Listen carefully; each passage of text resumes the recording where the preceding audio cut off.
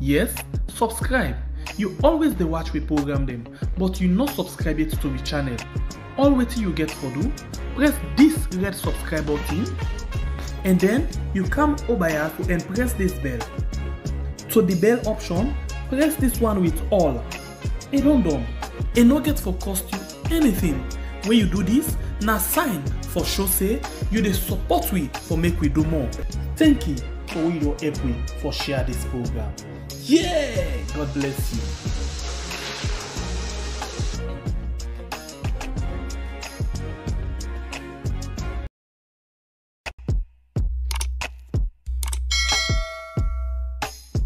Yes, subscribe. You always dey watch we program them, but you not subscribe yet to the channel. All wetin you get for do, press this red subscribe button, and then you come over here and press this bell. To the bell option, press this one with all. E don done. E no get for cost you anything. When you do this, na sign for show say you dey support we for make we do more. Thank you for we don help we for share this program. Yeah, God bless you.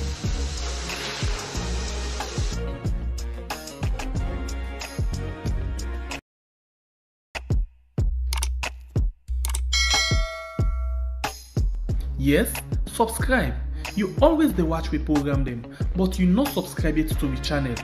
All wetin you get for do, press this red subscribe button, and then you come over here and press this bell. To the bell option, press this one with all. E don done. E no get for cost you anything. When you do this, na sign for show say you dey support we for make we do more. Thank you for we don help we for share this program. Yeah, God bless you. So I encourage all Sierra Leoneans to join me to fight corruption. This is just the beginning. We try as an organization to see, okay, on the question of economic management of the resources, public finances, whether this government actually committed to corruption, and the pronouncement of the government, both in the manifesto before the kind of power and then performance over this period of 3 years, whether exactly the public pronouncements match the actual performance. And would you say the current fight against corruption has minimized corruption in your administration, or do you think you also have thieves in administration? I wouldn't call anybody I've appointed as thieves, but I will tell you for sure that now, if you have to steal, you must be very cautious. You know it is risky. You know if you are caught that the penalties can be quite rigid. Where would I tell people that money comes from? The office of the First Lady is not part of a government institution. In Sierra Leone, I've been blessed that my husband actually got me my own office where I can wake up in the morning and go to work and come home, so that we separate our home from office. Where we publish, for example, the office of the First Lady, saying that the office of the First Lady receives an illegal budgetary allocation of $3 million, the equivalent of $3 million in less than 3 years. The office of the First Lady come out, the First Lady come out and say, yes, you received the money, and he begin to justify. So basically, there has never been any of the publications running up to almost a year now by the Africanist press in which any of these officials deny the authenticity of the publications. What they have been trying to do is to rationalize, or justify their action. I spend money, office they spend money. They're not missing a corruption. If I spend 10 billion, they're not missing a corruption. The most important thing is I follow the procedure for make sure say, oh, my office we get for us. If my office follow the procedure, forget the money. Where they spend the money, they account for them. And waiting a use of the office or anybody where they say they're accused of corruption, whether they use the money for the purpose for which they say. If all of them, they know because they say the office of the president use 10 billion for we, because of the money in himself, if you have 10 billion, then at $1 million. But if you go elsewhere, you will see say Me, if I dey travel today, not to me responsibility for buy me ticket or for get me plane or for spend. I not get that money sir, for travel that way. Me, na head of state of the Republic of Sierra Leone. The state they responsible for me travel and me stay outside they go. Article will be published on March 1, 2020. Get for do with the bloated wage bill. The government has been saying the election promises that they therefore reduce the size of the expenditure where they go on the payroll. Then we find out the payroll don't increase by 45% in the 2 years, getting to 2 years when they can have power. And we see the government developed a creative mechanism to which they hide corruption in the payroll by rewarding the political party appointees with these positions that they create high-end salaries. Very recently, we even identified a situation where, for example, the nutritionist of the president, the cameraman of the president, all these people get more than 20 million leones a month, when university professors do not earn up to 20 million leones. So we aggregate them here. We say, oh, this situation is not different from what may not happen. In fact, the government don't accelerate public expenditure to 45% when it comes to the payroll. So if you excuse me, we have all been corrupt in this country. Sometimes people talk about corruption as if they are not being corrupt. What we have to recognize and acknowledge as a country is that it is not a single person that has been corrupt. It became a culture, and that culture, fighting against a culture, is not an easy fight. The opposition, or those who talk about the wage bill, they were not able to pay that small number. But we have been able to pay ours consistently since we came. We are dealing with a nation, so it is not the numbers. Are we taking teachers for the sake of taking teachers? No. Are we taking in nurses for the sake of taking in nurses? No. Human capital development is our flagship program, remember? And for us to deliver on that, especially the education aspect, we need teachers. Good teachers, well motivated. So we've had to increase their allowances by 10%. We've had to increase their salaries by another 30%. Same for the nurses. This is not money wasted. They approved me inside 2018, November. Now they approved me. They don't give me salary till inside 2019, December. Now they begin give me salary. That is why they begin give me salary. What do they do? Now 2 months salary now they give me. Can you imagine? 2 months. But what about the 1 year, 2 months? Wait at the end. Where me money? How money they will want to? Do you have big? So now this government will not get salary. They give them back. This government is saying a priority in education. And what they give if you buy them back, what you do with it? Not to know the lesson. We don't really suffer. We not give this money and now we money. We don't work for it. We not give it. Let us suffer. Not over for suffer and salary. We not give it money. When we money, we not give it money. SPP for like treat that way then. Because all the former governments, they will pay backlog. Yeah. Why not they can get education at their priority? We don't go force for them, don't come in power. They don't approve. We let them pay with backlog. It don't be problem for them. But they forgot that they promised a departure from the old ways of doing things. So when they say, for instance, the first lady in office spend whatever billions, the other question for be, who side is spending? Now clothes you go buy, now house you go buy, now hotel you go buy, No. Anytime another first lady invites me for Ghana in country, now in they buy me tickets. Now in they buy me PA in ticket, they buy me security in ticket, they buy me media people in ticket, now then can buy the ticket. So when then they come to me, the same thing applies. I buy them tickets. And when they come, now me they host them, now me call them in my country, I get for pay them hotel bill. It's pen and power with picking them at this country. And it don't account for them. Under normal circumstances, they should not even audit the office of the First Lady. They only audit offices, public offices, right, and offices that belong to the government of Sierra Leone. And if there is any office that they gave government money that is not a recognized office of the government of Sierra Leone, instead of them auditing that office, they should simply ask the office to refund the money. So let us say Samuel has a company. Right. Do you want to say the Minister of Finance has the right to expend government money to your company when it is not part of the offices of the government of Sierra Leone? No. Instead of auditing, you are wasting government resources to even go in further to audit office that should not be audited. The audit service is one of the most respected state institutions in Sierra Leone, and you have said that it's their responsibility to hold the government accountable as much as the law allows them to. Do you feel sorry for the Auditor General for what she seems to be going through, which some say is harassment, for doing a good job auditing your system? Do you also pity me or my wife when they talk about her? The audit service, you mean? Talk about you and your wife? No. But I'm specific in terms of the audit. You're talking about her now. You seem to be concerned about her. But you know what has been said about my person, my wife, and all of these people sitting here? Maybe you are politicians, she is not.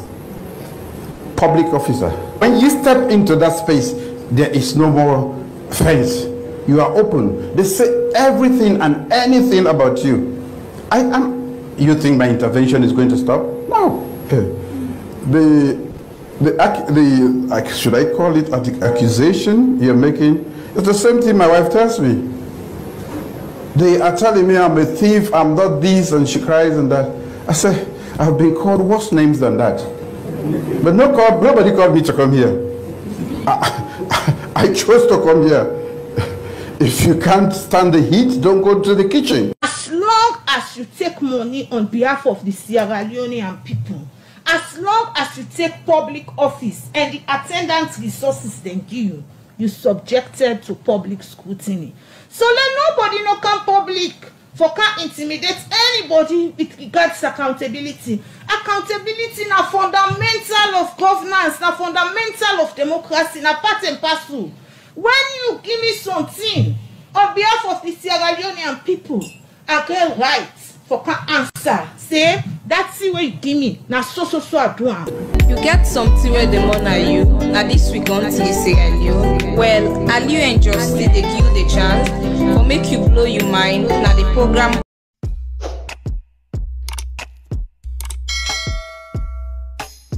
Yes, subscribe. You always dey watch we program them, but you not subscribe yet to the channel. All wetin you get for do, press this red subscribe button, and then you come over here and press this bell. To the bell option, press this one with all. It don't done. It no get for cost you anything. When you do this, na sign for show say you dey support we for make we do more. Thank you for we don help we for share this program. Yeah, God bless you.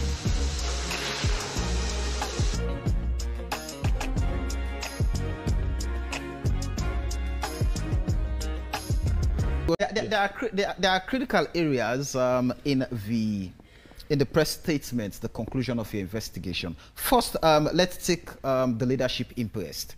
All the leaders from the speaker, deputy speaker, parties leaders in parliament, and of course, so you are saying the amount we are paid to the leadership of parliament, the speaker, deputy speaker, leader of government business, the leader of opposition, the office of the clerk, the leader of C4C, NGC, paramount chiefs, legislative services as leadership impress. No evidence of expenditure or retirement of the...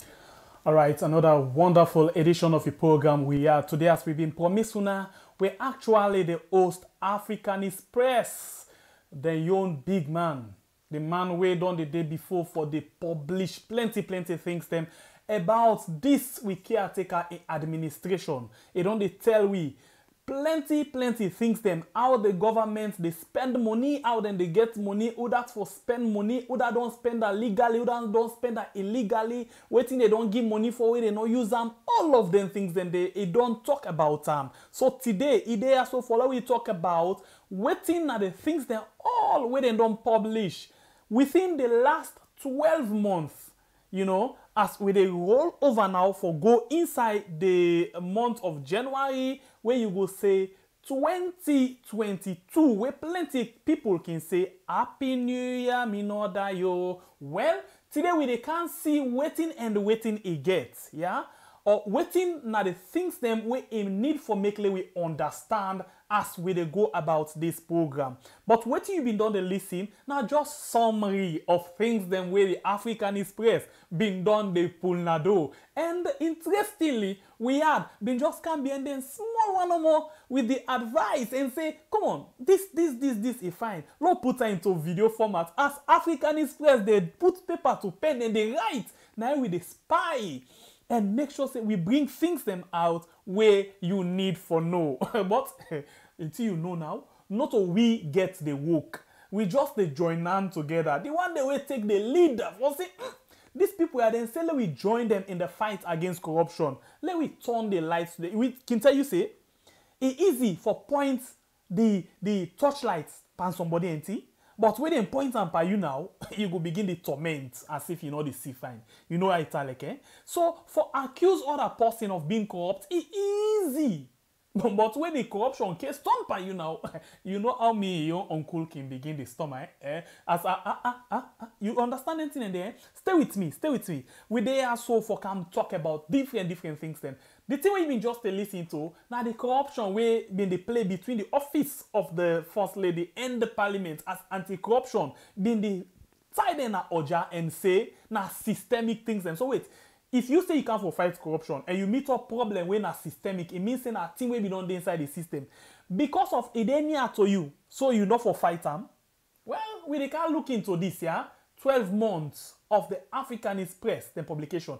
As soon as we drop this particular insert where they can play, you see the big man of incessant when a Cherno bar of the Africanist press. When my brother can call them the Ayo boy, you know it's not the meaning. Okay, well, we'll wait and see. When they come back just now.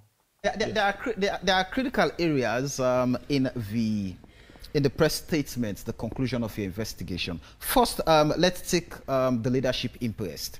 All the leaders from the speaker, deputy speaker, parties leaders in parliament, and of course, so you are saying the amount we are paid to the leadership of parliament, the speaker, deputy speaker, leader of government business, the leader of opposition, the office of the clerk, the leader of C4C, NGC, paramount chiefs, legislative services as leadership impress. No evidence of expenditure or retirement of the said amount was submitted to the ACC. From this, we note the absence of a system of accountability or justification by all leaders who received such funds. This needs to be corrected accordingly to proper accountability. Now, and this is not tantamount to corruption, correct? But yeah, by our investigations we did, because you know you have to also understand. That's why we are saying it's a systemic issue. Right. That's one aspect of it. People took these positions, and when you say systemic, please, I want you to elucidate more. What I mean, it has been there before this time. So it means if I've been stealing here for a very long time, that stealing is systemic. Because it's been part of the system already, correct? That's what I'm saying. Okay. So therefore, you need now to introduce measures. That's why we clearly said it, that there are accountability issues. No, but listen, even let us say the aspect of punishing, you understand? Because when we looked at it, we were able to find out, first of all, if you want, for instance, to say you want to indict, on which basis do you indict? Is it that they willfully did not retire? They knew that they were to retire, but did not retire. You have to look at all those contexts. And assuming. So in that context, what did you find out? Let's go to that. That is what I am saying. They never knew they were to retire? They were to retire. That's why we are saying it's no, they were, yes. They did not know that they were to retire. Oh, Parliament did not know? No, the leaders. Okay, go ahead. Because when they took those positions, somebody will ask, what has been obtaining before? So when you ask anyone, he said, but I got these monies from Parliament, and I didn't know I was going to bring back receipt or to do ABCD. So are we saying so wait ignorance is now an excuse? No, this is not about ignorance. We are saying it's a practice. Because you said they didn't know. No, they didn't know, so you don't establish willfulness to it. That is the well of Parliament, the house that protects issues of accountability and transparency, and the very house that makes laws. Well, that is what we are saying. But when it comes to the aspect of investigation to prove criminal liability, it is not what we are thinking. Go ahead. Because first of all, if you are talking about the aspect of misappropriation, somebody has to willfully, meaning you knew about it and you dishonestly appropriated it. So that is what we need to establish. So, but asking them questions around the utilization and the non-retirement of these funds. And they said so. So on the basis of that, when you go, for instance, to say to charge, how will you establish that you willfully or just meant you will not even use it? And we know in certain circumstances, people can just go, they buy fuel for their vehicles, and it's an official purpose, but they don't take the receipts. That is why we are now saying, let us have a cutoff line.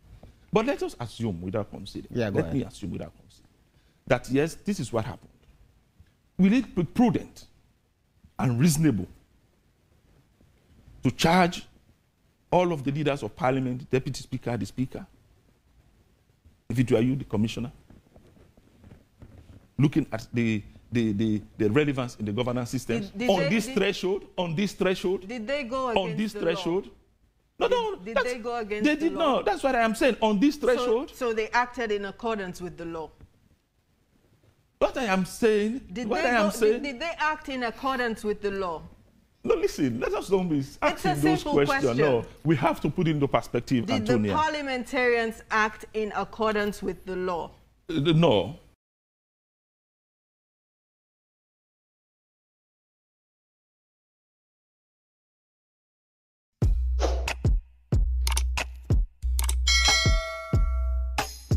Yes, subscribe. You always dey watch we program them, but you not subscribe yet to the channel.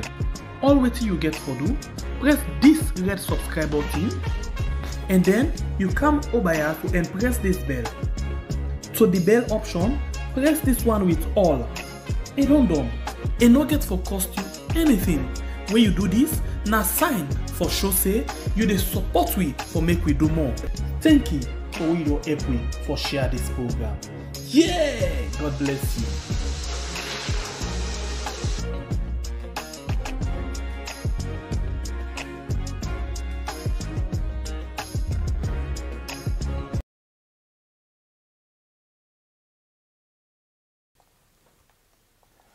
All right, welcome back. This, like we've been promised you, from what you see now, you see we get Chernobyl of the Africanist press as a day with we. For that we can talk about different things them inside the program. And these are things that we get for do with some publications them, things that we get for do with all the revelations them we don't bring come. But before we start the ball rolling, welcome to the program, Chernobyl, the Africanist Press. Thank you very much for inviting me. I must commend Una for the great work Una don't do, providing alternative media space. As you know, right now, we other colleagues them in the traditional, what they call traditional old media, are unable or afraid to hold this kind of conversation. So it's always a pleasure for, this kind of platforms. So without these platforms, it would not be very difficult for people to get this kind of real conversation as we get it now. Now the media space in Sierra Leone is limited and restricted. So thanks to Weird and other people they work very hard for provide alternative media space for the people of Sierra Leone in this difficult time. So I would like to start by commending you guys and also asking every Sierra Leonean for support this kind of independent initiatives of the people. Because without these initiatives, it's practically impossible for get this kind of conversations. So we will talk to each other and talk about the kind of information that the government does not want to talk about, the kind of information that our friends and colleagues in the old media platforms are unwilling or unable or afraid to talk about. So this new media approach of no matter how much we commend now, is going to be insufficient. So I just want to salute you and your colleagues and other people also in other platforms where they do wonderfully well with this kind of conversation. So thank you very much for providing the opportunity and the platform.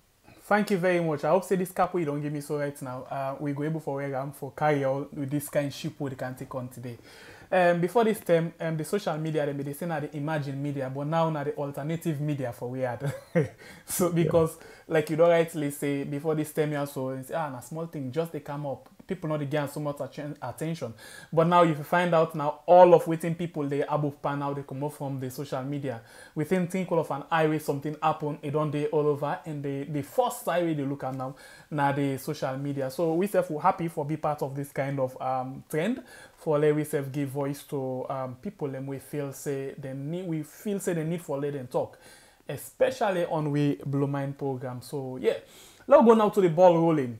This is not the second time where we host the Africanist Press. And we know say 2021, this is not December, and today not the 11th day inside December 2021, the year of revelation. Now so we declare 2021, year of revelation. Year of revelation. What will not be mean actually?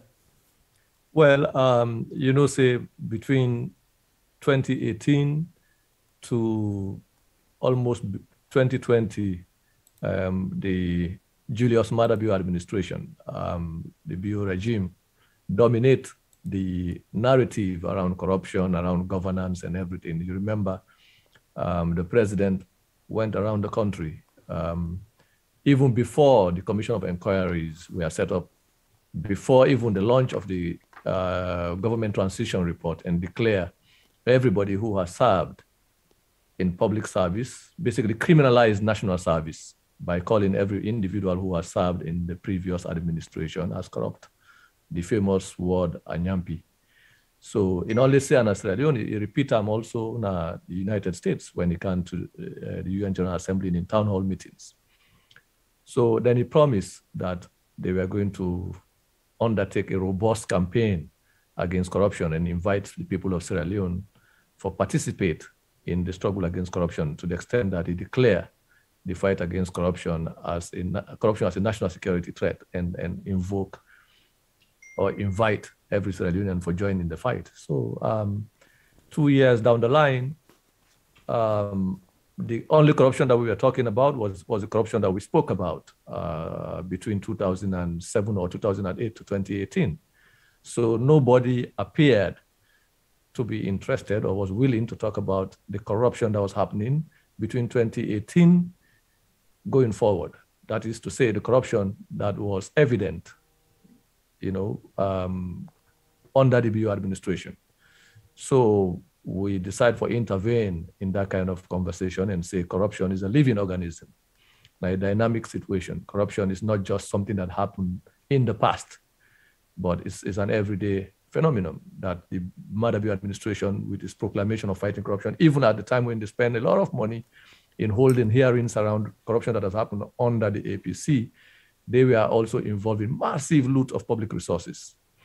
So we collected this evidence for, you know, several months, and then we decided that it was time to begin to add that evidence into the conversation, so that it would just be corruption that happened the previous 10 years, that corruption was also rife and happening under the administration, that if they were willing to fight corruption, they have to also look within.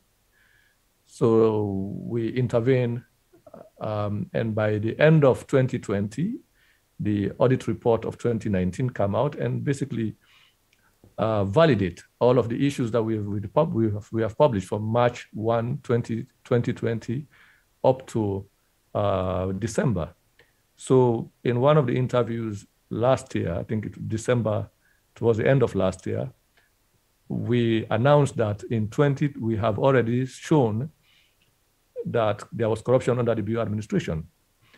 And the audit report when we start, as we begin a publication, you get people away they come and say no, wait till they say no correct. Yeah. The online noise brigade, you know, as I can call them, a Kamajo brigade of the BU administration, decide for heckle the conversation.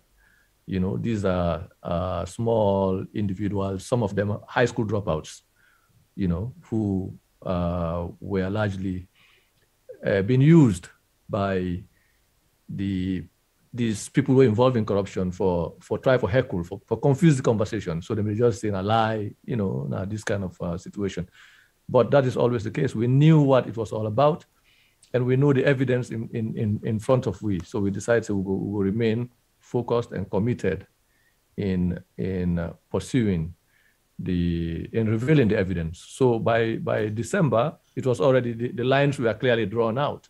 With the audit report now coming out, people begin to get to rethink that indeed there is now evidence that the Bureau administration was massively corrupt, that then talk about fighting against corruption was just a smoke screen. And this was covered by their agents in the media and largely by their civil society supporters, members of the SLPP who are leaders of civil society organizations. We're also covering up. And one other thing again, we be understand the Bureau administration good for.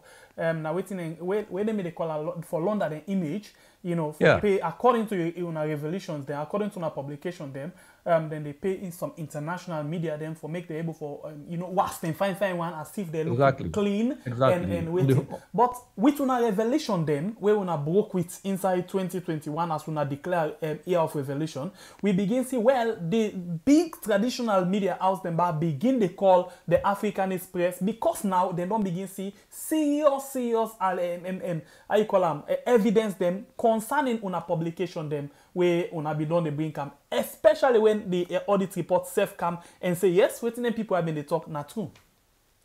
Yeah, it's always the case in international organizations, including international media, go hardly depend on people on the ground for report evidence of happenings on the ground, because if you say international media, their news they come out from all over the world,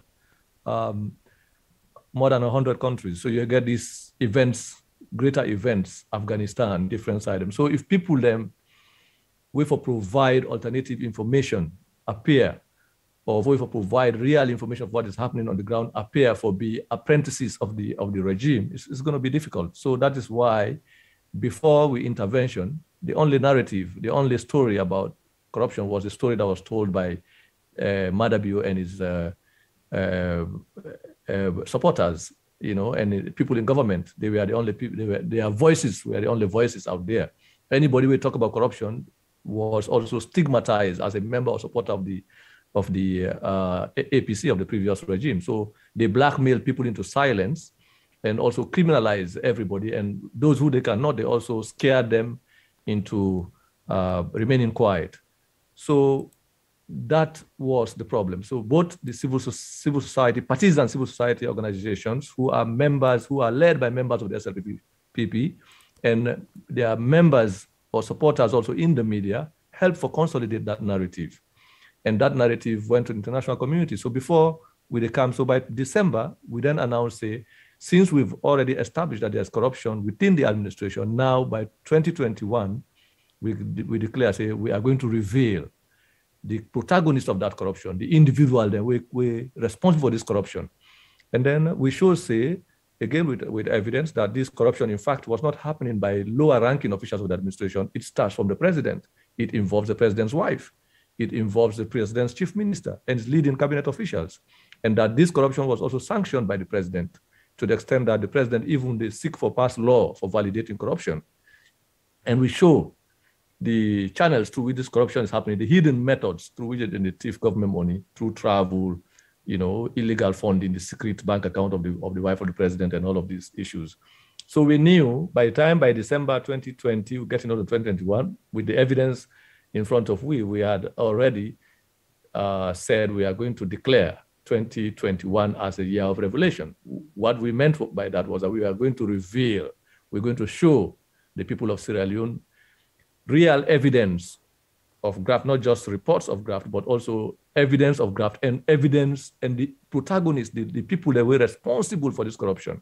And like I say, for sure, again, that this corruption is not small-scale corruption of teachers stealing, taking bribes for examination papers, but corruption that involves the president, his wife, his chief minister, and that relates to millions and millions of dollars, billions and billions of leones that are taken out on a daily basis by, from the central bank, cash, transfers, cash, and all of this. So we said the evidence. In fact, since we begin, we never write an opinion. If you observe for these 12 months of publication of the Africanist Press, we refuse give your own analysis of the evidence, where you can write an opinion, analyze the evidence, but we just presented the evidence as it is so that people will see raw evidence of graft, raw evidence of money being looted from the central bank. It's unprecedented. For example, we should say over the last 60 years, we've never had a situation where the wife of a president who is not a government official is running an active bank account at the central bank that's funded regularly, more than ministers.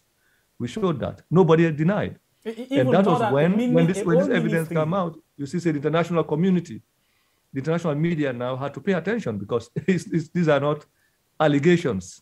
Basically, it changes the whole conversation when evidence, if somebody go buy diamond, you show exactly when would I pull the money for go buy the diamond, when would I send for go buy the diamond, that which shop you go buy her, almost you use for go buy her, the receipt where you get. So it's a different kind of journalism because it's what we call a surgical operation, where the patient will have no way of denying that he or she is unwell.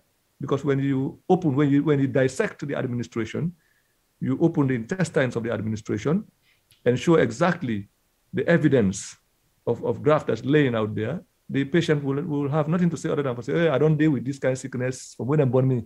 I've been getting malaria, my papa been getting malaria, my mama been getting malaria. In fact, my grandpapa been getting. So myself, if I get her, not the problem. So that's what they've been saying. When we show, say, the wife of the president who was denying that she was not receiving money is an active recipient of billions of leons, active, direct, witness say, oh, in fact, it has been happening before. But they not ever show we evidence of that. The Anti-Corruption Commission, with the so-called investigation, has never provided a bank statement, a receipt, a document showing that any of these, the first ladies that they have so-called, they have investigated, have become recipients, which is different from the Africanist. But when we said the wife of President Mada Bio, Fatima Bio, is receiving X amount of money, we show the time that the account was opened, the days when that account started receiving funds, the time that people started withdrawing, the individuals who were withdrawing money, the total amount that were being withdrawn on a regular basis up to the end, up to now. Up to even a couple of weeks ago, we showed in 2020 how the Minister of Finance secretly gave over $1.4 million to the wife of the president. And the interesting part in this conversation, for getting onto here when we started in January, showing this evidence that they cannot deny, and they try to rationalize. Now they don't tire themselves. They have become silent. They want to pretend it's not even happening. So what about... But the fact of the matter is, we are less, make I just say this quick before I forget, we are still less than 20% of the evidence. We haven't touched up to 20% of the evidence of this massive loot of the treasury. Massive, this is no joke. When I said way back in January, when we report on the First Lady, I said, we not even touch up to 10% of the evidence, and I still repeat it today with everything that we've published in a year. Bank statement after bank statement, receipt after receipt, transaction detail after transaction detail, individual names, individual companies, and people receiving this money that they've not denied. We are still less than 20% of the evidence of this graft. I want to make that on the register properly. What that means is that we have only spoken about the president, the wife of the president, and the chief minister, and a tiny bit of the Foreign Affairs Ministry. We haven't touched the Minister of Finance. We haven't touched the Ministry of Mines. We haven't touched the Minister of Agriculture. We haven't touched the Ministry of Marine Resources. We haven't touched National Revenue Authority. We haven't touched Wataki. We haven't touched all of these other. We haven't touched the banks, the commercial banks, the Rokel Commercial Bank, the Sierra Leone Commercial Banks. These are the hubs of loot where people are taking money in the name of loans, unsecured loans, where people are taking, this kind of a huge institutions that are not even audited by the audit service, that are run by public officials. Okay. So let me ask you this thing before we go forward to the main things then. Since you talk about this Salon Commercial Bank, the Rokel Commercial Bank, you know, we talk again about the how you call them, customs, yeah. Water key. We not even touch the port, the water key, and all of where these. Where then people are now, then they set targets for themselves for the year. At the end of the day, they say we meet with targets of this. Yeah, that is ridiculous, because the point here is that, so even say that revenue, you will get a cap on revenue as if, like say, na pay the pay. You are collecting taxes for the people of Sierra Leone. You don't even need for say, we don't say, you have to report exactly what's the turnover for every, because governments make projections in terms of budgetary estimates, almost we expect for generating revenue, almost we expect for expenditure. Okay, so for make somebody where they collect tax, for say we don't exceed, we cap. Target. I mean, it's ridiculous, because it's not a gamble.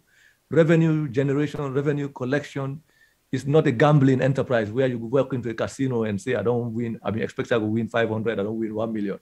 I mean, so, but that again speaks to another kind of corruption, another kind of problem in the country, how we get to understand governance, the responsibility of public officials, the mandate that they have, and how they can be held accountable to that mandate, and how they can be scrutinized. So there is a lot that has to be brought into the conversation, but I think key to what is important here is to educate people about what is the nature of the state, what is the responsibility of government, and who are public officials, what is the responsibility. Public officials are not doing the public good. They are basically, their salaries and their condition of existence is the result, they are basically liabilities on taxpayers, okay, because the monies they are being paid, the benefits, for example, the president and his wife, their condition of existence right now is as a result of our money. So, okay, you know, so basically they are employees of the masses. They are not. They don't seem to get it. They don't seem to understand that when you become president, you do not have a license to loot the country. You are basically an employee of the public, an employee of the people of Sierra Leone. You have to treat these people with respect, with the dignity that they have as citizens that have given you that privilege to serve as somebody that should preside over the state and state of affairs. But they think that, when you listen to how they talk down on citizens, how they disrespect people, how they think that the public money is their right, they can spend it anyhow, they can hire planes and load it with money and go. It's such a suffocating thing to watch and to even listen to. So, but back to the conversation, yes, when we said 2021 was a year of revelation, what we meant was exactly what we have done for the last 12 months. Even members of the administration, they keep guessing that every moment we are going to run out of information, because they keep sacking people. They don't sack from Minister of Finance, sack from Bank of Salon, harass people to the extent that now they have even illegally suspended the two of the most senior auditors in the country of the audit service. It's a desperate situation. So they are not concerned about how to correct the situation. They are concerned about why should the public know that they are misusing public money, they're stealing public money. And that is the most interesting part, that you are in public office, you came with the idea and the promise that you are going to get rid of corruption, you're going to ensure transparency and accountability, and here you are, you've ripped apart every accountability mechanism in the country. You have sacked everything that has to do with law, the constitution, procedure, and regulations, and all of that. And we are now faced with a president who does not care about what the people are saying, what the law says. He thinks that he is the law. He is the owner of the country. He's the owner of the resource of the country. So it is such a ridiculous situation, and it's very serious. Okay, so now since you don't begin to talk about Fatima, we now the office of the First Lady, let me listen to this. We still inside the revelation here. Let me just listen to waiting it being get for say the time where you first of all begin talk about the hands of our gas and the kind couple where an office don't actually take from the consolidated fund, where now from the central bank. It been grab one morning, happy one, and it starts the problem with you. Let us watch this thing, and when they come back, just now for we can continue for talk about them. Me know this then possible can deal with me issues them more. Until I serving me now, me I deal with me issues them by myself. Now I wake up this morning, Alhamdulillah Rabbil Alamin, and I see Chernobadongo busy with Fatima Marabio, or Office of the First Lady. I truly appreciate what Chernobyl do or what he write. I appreciate them. So I just want for re-educate them again, so that it will understand, say, when we say we do investigative journalism, we for do investigative journalism with fact and not fiction and no malice and nothing not for the be and the reason why. Now you come up with this elaborative story about the office of the First Lady. When I read all of the nonsense where I read, at first I just say, you know what, it's a garbage, just put on a bin and go. But because I don't get so many people where they concerned about it and they ask too many questions, I thought, okay, now I can address you small. Because sometimes, unless you re-educate an educated fool, you're not going to be able to forget things then right. The office of the First Lady, Cherno, just in case if you don't know, it is under the office of the President. And when they put something about me, Fatima, or something that concerns me as the First Lady right now, put her with comparison to other First Lady. Don't have a one-sided story. No make one-side story. Like where you don't put so how Fatima do from 2018. You for put how Siakuruma do for the last 11 years. And then put what Patricia Kaba do before then. Then that is when I know say you get your facts then right. Now the office of the First Lady, just in case if you don't know, not a President Bio creator. The office of the First Lady don't day before now. So it not create office for the First Lady. It was there because the First Lady exists. Now, if the First Lady exists, now one thing, and if the First Lady do work is another thing. You can get a First Lady where exist but not the work. And you can get a First Lady where exist and they work tirelessly. Then I they work. Just in case if you don't know, Channel, I they work like a slave. You know why? Because I believe in Sierra Leone and I believe say yes, this country, hey you leka, you no leka, me Fatima, busa sidona yaso, pass mother be your go. I know they move north side and I day ya then your face. I mean your face for as long as you take. When you go put something about office of the First Lady. Now I want you show me one thing where they show say me Fatima Mother Bio. I don't take one penny from the state money and put them into my private account. Until you show me when I steal money and put into my private account, then I know say, sir, you are talking rubbish and you are writing rubbish.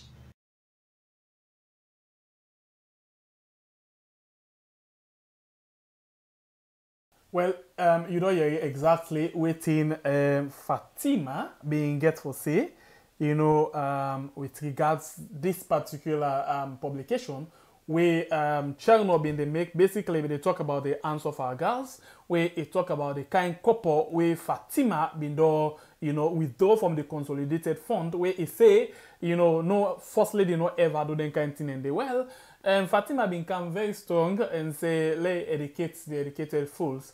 And because as far as in concern, in office of the First Lady, you get where I put them, but we've been bring two kind of video where the one is saying in office, na a man create them for him, and then the other one is say, because no, yeah, is saying a man create them for him in office, not a part of the government. Then as it turn around again, it say in office, na government office, it begin show some things the way it write. Chano, this thing also, you know, as soon as then things that begin happen, you begin count more revolution them, and you even go to the extent where even this year, You say inside 1 year and a half, Fatima and Iman then spend about 60.9 billion from central bank for their own personal and per diem. Tell me something. Yeah, in the first place, make I just repeat now. You see this video where you play, where you show regarding the president's wife's response to the Africanist press. I have not listened to that, and I never listened to that completely. Ever, that one word only that I picked out that I think is important in the conversation. The rest was just statements where somebody that's expected, because this was someone who has said in Sierra Leone, all over Sierra Leone, outside of Sierra Leone, in the Gambia and other places, that he not ever received a single cent of public money. Mm-hmm. You don't understand? So that was the essence. That was for us, the Africanist press, the most important thing that we wanted to show. We wanted to show that the wife of the president, apart from the fact that she's not supposed to receive public money based on the laws of Sierra Leone, was running and active, that all these activities were being used, as a method, basically a funnel. Then just create a funnel through which they pass government money in the name of Hands of Our Girls, so that the woman was aware that this is wrong, is illegal. That was why she was pretending that they receive this money. But what they were not, what did they not know about that the volume of evidence that we have of this receipt of public money, this loot of public money, this funnel that they've created through which they were passing public money secretly. You don't understand. Even people I tell you, there are ministers in government, there are public officials in government who never knew that this was happening. That'd be shock to them. The only people who knew of this are the president, the secretary to the president, the accountant general, the financial secretary, the former minister of finance, tjis, were the people who knew, because this not a cabal. If you like, this is the mafia. These are like Don Corleone and his key people. These are that kind of operation. So you get this rest of ministers, minister of information, these people that go on radio for defensible. They're shocked because they don't ever expect this woman. Then they knew the woman was getting money, but they did not know that the wife of the president had a bank account in the central bank as one. There is also a bank account at the local commercial bank that she was running, receiving money more than ministries, more than ministers. This is separate from even the per diems we talk about. Anytime the president travels, it takes $200,000 per diem. The wife takes half of that as per diem. They go together. So every time when they take trip out of the country, minimum is over $250,000 they're taking out. When they come back to the country, they are not retiring any remaining balance. That is key. And if you then go for 3 days or 5 days, that is the minimum they are taking. So we get all this evidence, and then we decide, okay, since you go and deny all over the world, say you don't want to receive government money that work for 21 years in England, they use, more we show. So we just show this tiny bit. And the shock that you will receive when you wake up in the morning, you see your bank account, if it's a secret, you see her in the public domain. You will be shocked because you don't make this brag, you don't brag all over. Say, they receive government money in Gambia, Nigeria, and all over the place. So when you wake up in the morning, you see. They come back and say, also you expect them for pool money. No. Make I tell you now, why me not listen to the entire audio? Because on the entire video up to now, I have never listened to that long, repeated conversation. The fact of the matter, we expected that she was going to come out. We know the way she see this kind of evidence. We produce evidence purposely for make it produce that kind of reaction. Because in the past, all the people, the small people, the women, they defend all over the internet. They did not know that this was coming. So when we released just this small evidence, say, look what they receive, you will be shocked, because if anybody we don't go and make false life, they behave, they pretend they see this thing, you will be shocked. And because you don't shock, you don't even calculate what they say. You don't even remember what they don't talk. So you just react. It's like you caught red-handed. When you caught someone red-handed in an act, they will just say all kinds of things. So that's why when police arrest somebody, they tell you any statement you make will be used against you. They say you should remain silent. That's the best thing for do. So in this case, we caught her red-handed, green-handed, in this case. So before remaining silent and calculating, would have been not talk first, and what did not happen? They just explode, react straight. So this is why when police arrest someone committing a crime, instantly they will advise you, you have a right to remain silent, and until you see your lawyer or something like that. In this case, the First Lady violated her right to remain silent and calculate the nature of the crime and what she has said, and try for allow a lawyer for develop a narrative for her. Now you say so the two words only. I think say for me important, that was amusing to me. So which is what we predicted, that this is how you're going to say. And say me know they allow person to talk for me, so I will talk for myself. So there and then she violated her right to remain silent and calculate the nature of the crime, so implicating herself now more and more. And they say, really implicating. Would I expect me to receive that money? And so basically she confessed to the crime. Yes. Right there. Yes, because so it was easy. In the beginning, it said, ever take receive money from government. And now after all the evidence talk about, he admit to the evidence. So it was that for us that the only thing that the moment he talks, say, would I expect me to pull the money? That was the only thing. The rest of the other conversation, not just a conversation where somebody don't catch somebody red-handed, you could say all kinds of things. So that's why I have never listened to the entire clip. I'm going to listen to it one day. Okay, I'll go for listen to that. Maybe 5 years, 10 years from now, I go sit down listen to that now in full. But for now, I have no time to listen to that kind of a full entire clip, except we play and so right now, Seth. Now there is some of her. But I try not to listen to it because it doesn't make sense. So the only thing we make sense is that two sentences only for me. The sentence where she said, "Which I expect he take that money they are taken." That's all I wanted to hear. That's all we wanted to hear on the side of the Africanist press, because that was why we published. We published the evidence for sure that she was denying receipt of public funds, and here it is, the evidence that she's receiving public funds. And the moment she said that, even the Kabajo Brigade that was online, that was defending this lie, they go and say the lie. They vexed. That was when they became disarmed. They're ashamed. They had to take back their words. So this is the difference. Evidence speaks on its own terms. This is the nature of investigative journalism. You're patient, you research, you collect evidence, you collect the data, you wait, you amass the evidence, triangulate and look all for the evidence. So when you come out, really, the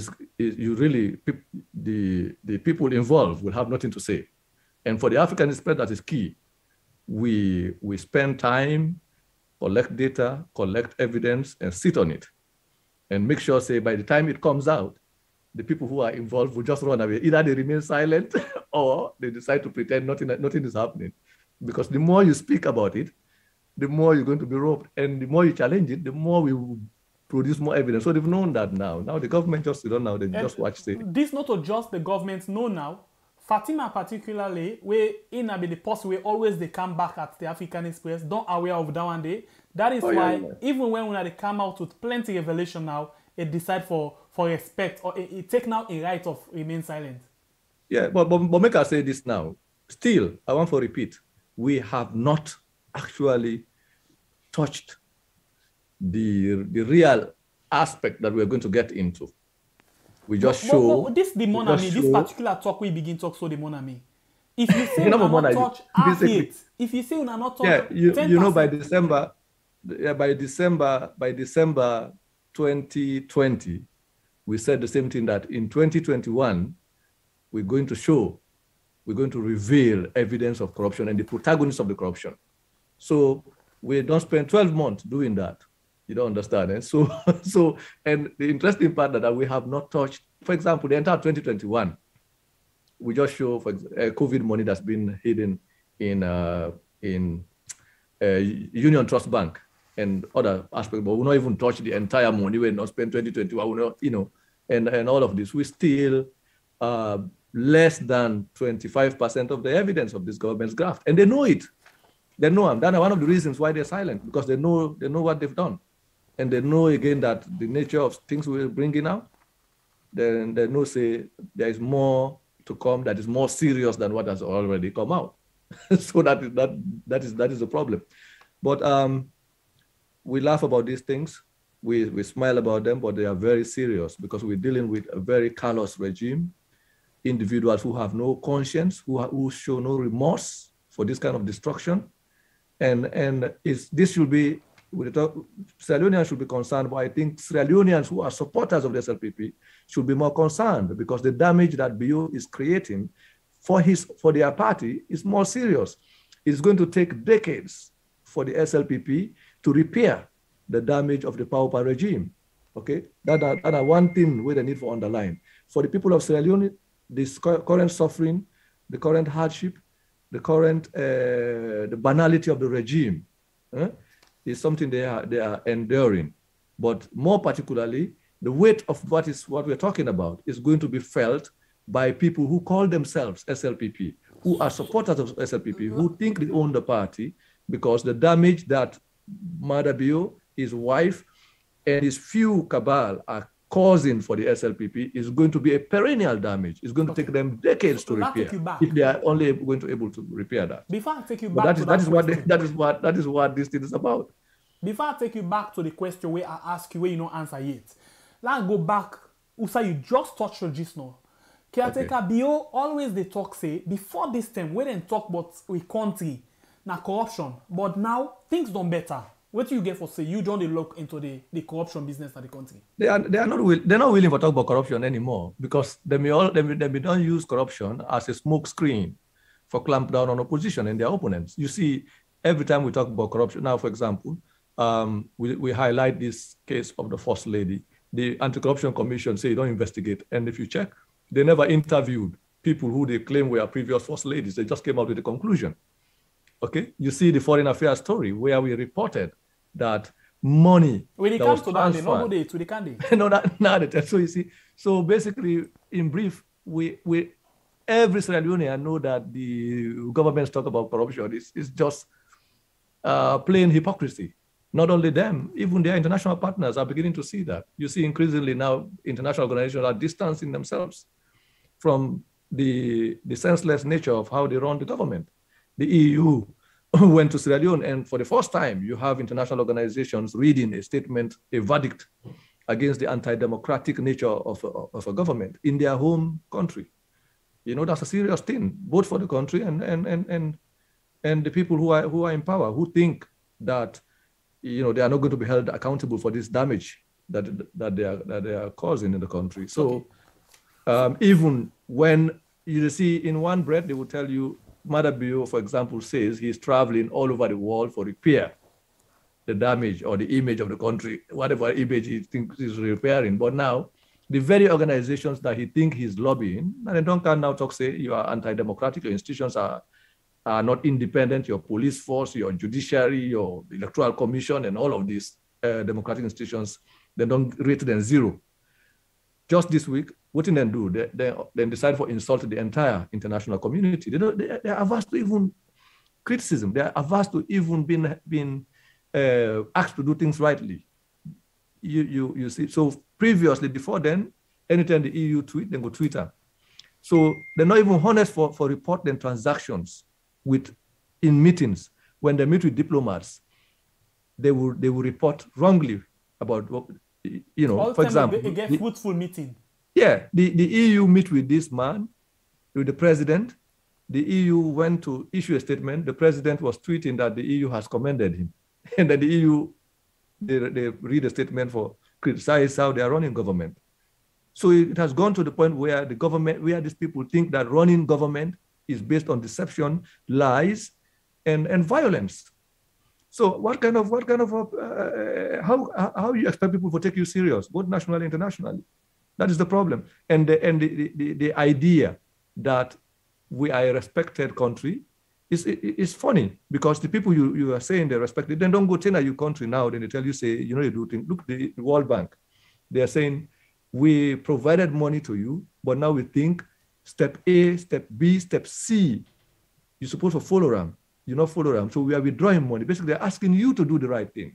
And now you wouldn't do now for write a letter and insult and cause World Bank, pay small bodies. World Bank, they undermine the process. Undermine, then take small body and go to World Bank office for do demonstration.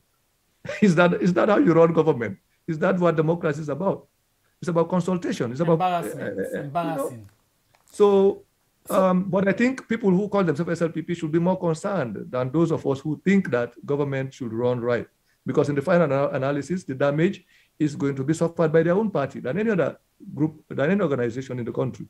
But I don't think most of them concerned, because as far as waiting with the reform, waiting they tell we now, most of them still they say the government they do very good work. And even today, somebody they tell me say the government really they do well in terms of you know, developing the country. Yeah, so I don't think they're concerned.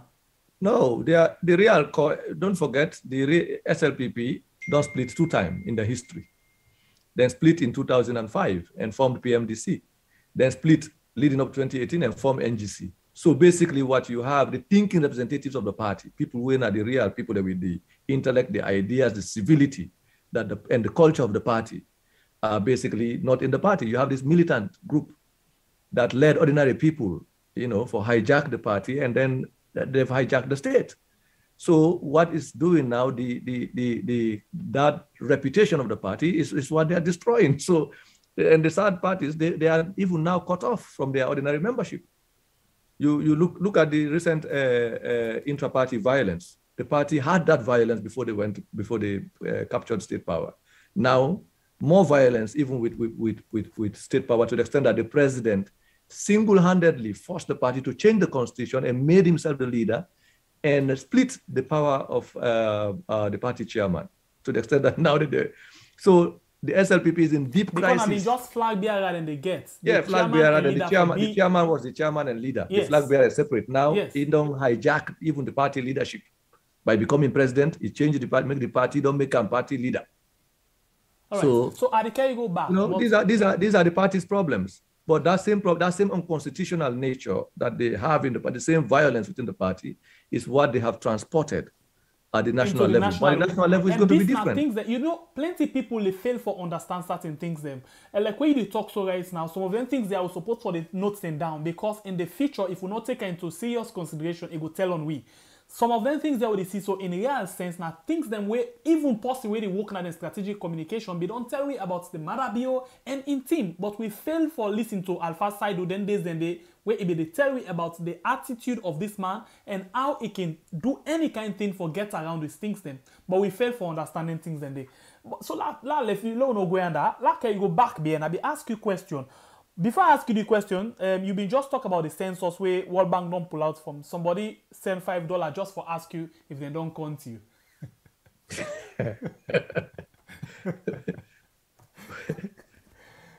said if they don't count you, and this person here na calling 10. He said if they don't count you. He sent $5 just for ask you that question. Like you go back to this money business. You say inside 1 year, 6 months, these 2 people know what they talk about. Fatima and Iman spent about 60.9 billion leons for Seka them personal things them and per diem where they withdraw from the country in money. Now I want you tell me in brief. Waiting this makeup of the per diem, the personal effect, because they don't work 20 years. Per diem basically this is money where they take as pocket money when they travel. All the travels when they make. The first 1.5 year, basically 2020 and the first 6 months of 2018 and the 12 months of 2020, now we don't report. So basically there is an expenditure and travel detail will not publish 2019. We'll not release 2019 travel details and evidence and expenditure for a reason, because it's more scandalous that the most scandalous expenditure of the president, because in 2020, remember, there was already COVID. They say people already travel. But even then, you see, then take over $3 million, over 30 billion in travel per diem alone, you know, in 2020. 2018, likewise. So basically, we combine 2018 and 2019, we're talking about 60.9 billion, basically over $6 million. Close to 7 million. This now, nearly 7 million. This now money, we're not just in pocket money per diem. And we don't show the evidence. They've not denied. In fact, the president in a media interview talk say he get right for spend money. It's not the responsibility of the country for take care of her. In fact, he talks say for spend more money than that, because we the travel, they're not the only president where they travel on commercial plane. So he's supposed to hire a plane. Basically, we are supposed to buy a plane for him now because by virtue of being president. So that is to say, the evidence that we have produced is not is real, but he thinks he should even spend more money than that. Okay, so the question is, now that they talk about just 2 days ago, they said they celebrate Anti-Corruption Day, and then talk say they don't recover. According to them, they don't recover. This is even unverifiable recovery. They don't recover 30 billion. Okay, that's like $3 million. But in these 4 years, they don't recover that. So now in Padiem alone, in just 1.5 years, 18 months, the president and in wealth no more don't take in pocket money as per them when they travel, 2 times the amount when they claim they don't recover from corruption. So, and that recovery, we never come to that one for verify this kind of recoveries, because this is the thing, we publish this evidence from the Ministry of Information, the bank statement.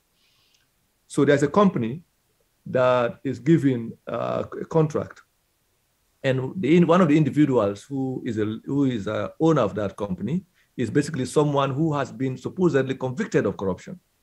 And this individual was entered into a supposed payment arrangement where he's supposed to pay something like less than 2 billion, if I remember the figures correctly, because now we don't play with too many numbers.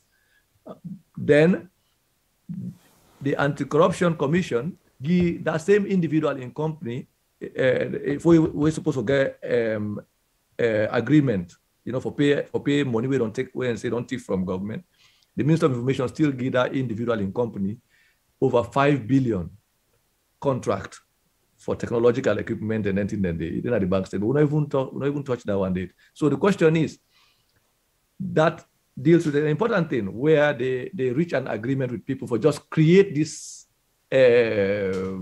noise that we never recover, we don't enter into plea bargains, payment arrangement with people then, but at the same time, these are people that tell say, take the hit, take the bad name, but we'll reward you. So these people answer to corruption and answer saying they pay. Instead of paying, they then give them a contract.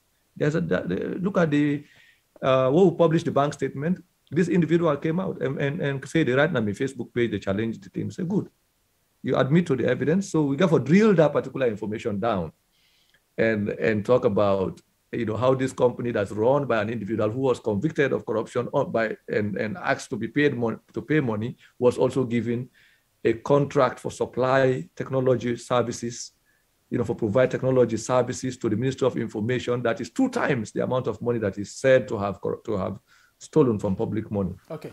So you don't understand, because anybody that convicted of corruption before we start the program, access to public money. That's the hypocrisy and we start the program, the fraud. Tell you say of their fight against corruption. We know it's annoying because before we start the program, I've been telling you say we're not go able for done all the talk them. The thing them boku. Except if one for plenty because 5 hours because plenty. people themselves get to ask you questions we may not go able to ask you. But I'll ask you this now. You say in the year of 2020 alone, we dey talk about this the caretaker withdraw 3 million from the fiscal year 2020, 3 million alone. Yeah. But inside there again, we see say the first lady, the Ministry of Finance secretly gave him $1.4 million where he used for 2020 no more for his own personal activities. Then it's different from this 3 million on an inside. Of course, no, it's different. They get an account where they call the local and overseas travel account. That's an account that is supposed to be used by the president for in travel activities. But from where the wire kind of power, if you look the transaction, you look the bank statements and the one that we don't publish, you see they do daily withdrawals like every day. Yes. For one day, you will see 3-4 people and they go withdraw cash, 100 million, 200 million, 50 million, rampantly, just like that, uncontrolled withdrawals from the local overseas travel account, even when the president is not traveling anywhere. So, and the interesting part of that, as how they take, that's how EF back they take, or then they withdraw in the 2 names. So this is separate from the bank account that the Minister of Finance is providing funding to the president's wife. So that $1.4 million is from a separate account run by the First Lady, okay? which is different from the local and overseas travel account that the president and his wife are continuously withdrawing money from. And these are not allegations. Who provided this? But the information is so plentiful. The evidence done the too much, a whole year, 12 months, that almost it's difficult now for people to even catch up with all of these details. But they're out there in the website. You can go back and review all of these 12 months of week-by-week publication. Yes, I think they then go follow you, then go on your Facebook page, and then go able for click any of them things that will go care and go to the website. Yeah. But that draw you small away. You know, the president or the caretakers we use for column in nephew in 2019, 2020 alone, then gear over 400 million leons. Tell me small about this thing, because in only get for those Fatima and Iman, now we don't see extension. Exactly. I'm glad the way you mentioned that, the importance of that story, because that was a story we kept for several months. For we, based on the billions and billions we've been in the report, we've been even think say that will be a tiny story. But the significance of the story, that the fact that it shows a clear case of nepotism where the president's family members were now treating the national resources, the treasury, as their, personal property. You get a situation where the president's nephew was sent on a scholarship funded from government money, and this was just within the year that the president recommend an appointment into the Petroleum Directorate, and the law on that if you don't do it, you don't qualify, which he was not even qualified. If you go study the way you come, you should be bonded for being at the institution for 3 years. But evidence not even they say complete even the program, the master's program. Now Scotland. Then he come back now Salone, instead of being within the institution that he supposedly left. Then the president appoint her as deputy director of the SLRS. As we speak, the same individual has been made acting director of the Sierra Leone Road Safety Authority. When even when you look at the Sierra Leone Road Safety employment regulations, he's not even qualified for be in that position, for be even deputy or assistant director of the institution. So he was unlawfully appointed, unlawfully sent, corruptly sent there. So it is a situation that is beyond nepotism. It is a clear example of how the president thinks of governance, how he thinks of the state, and how he also feels, the government can be run in a fashion like a family enterprise. And that is why you see the wife of the president thinks also she's entitled to public money. She can just call for public money. So that is the significance of that story. It shows not just an aspect of nepotism, but the thinking, the logic of how the president and his family think about the country and government and the resources of the country as it is right now. And these are all the interesting part of that. These are all issues that the SLPP's manifesto criticized.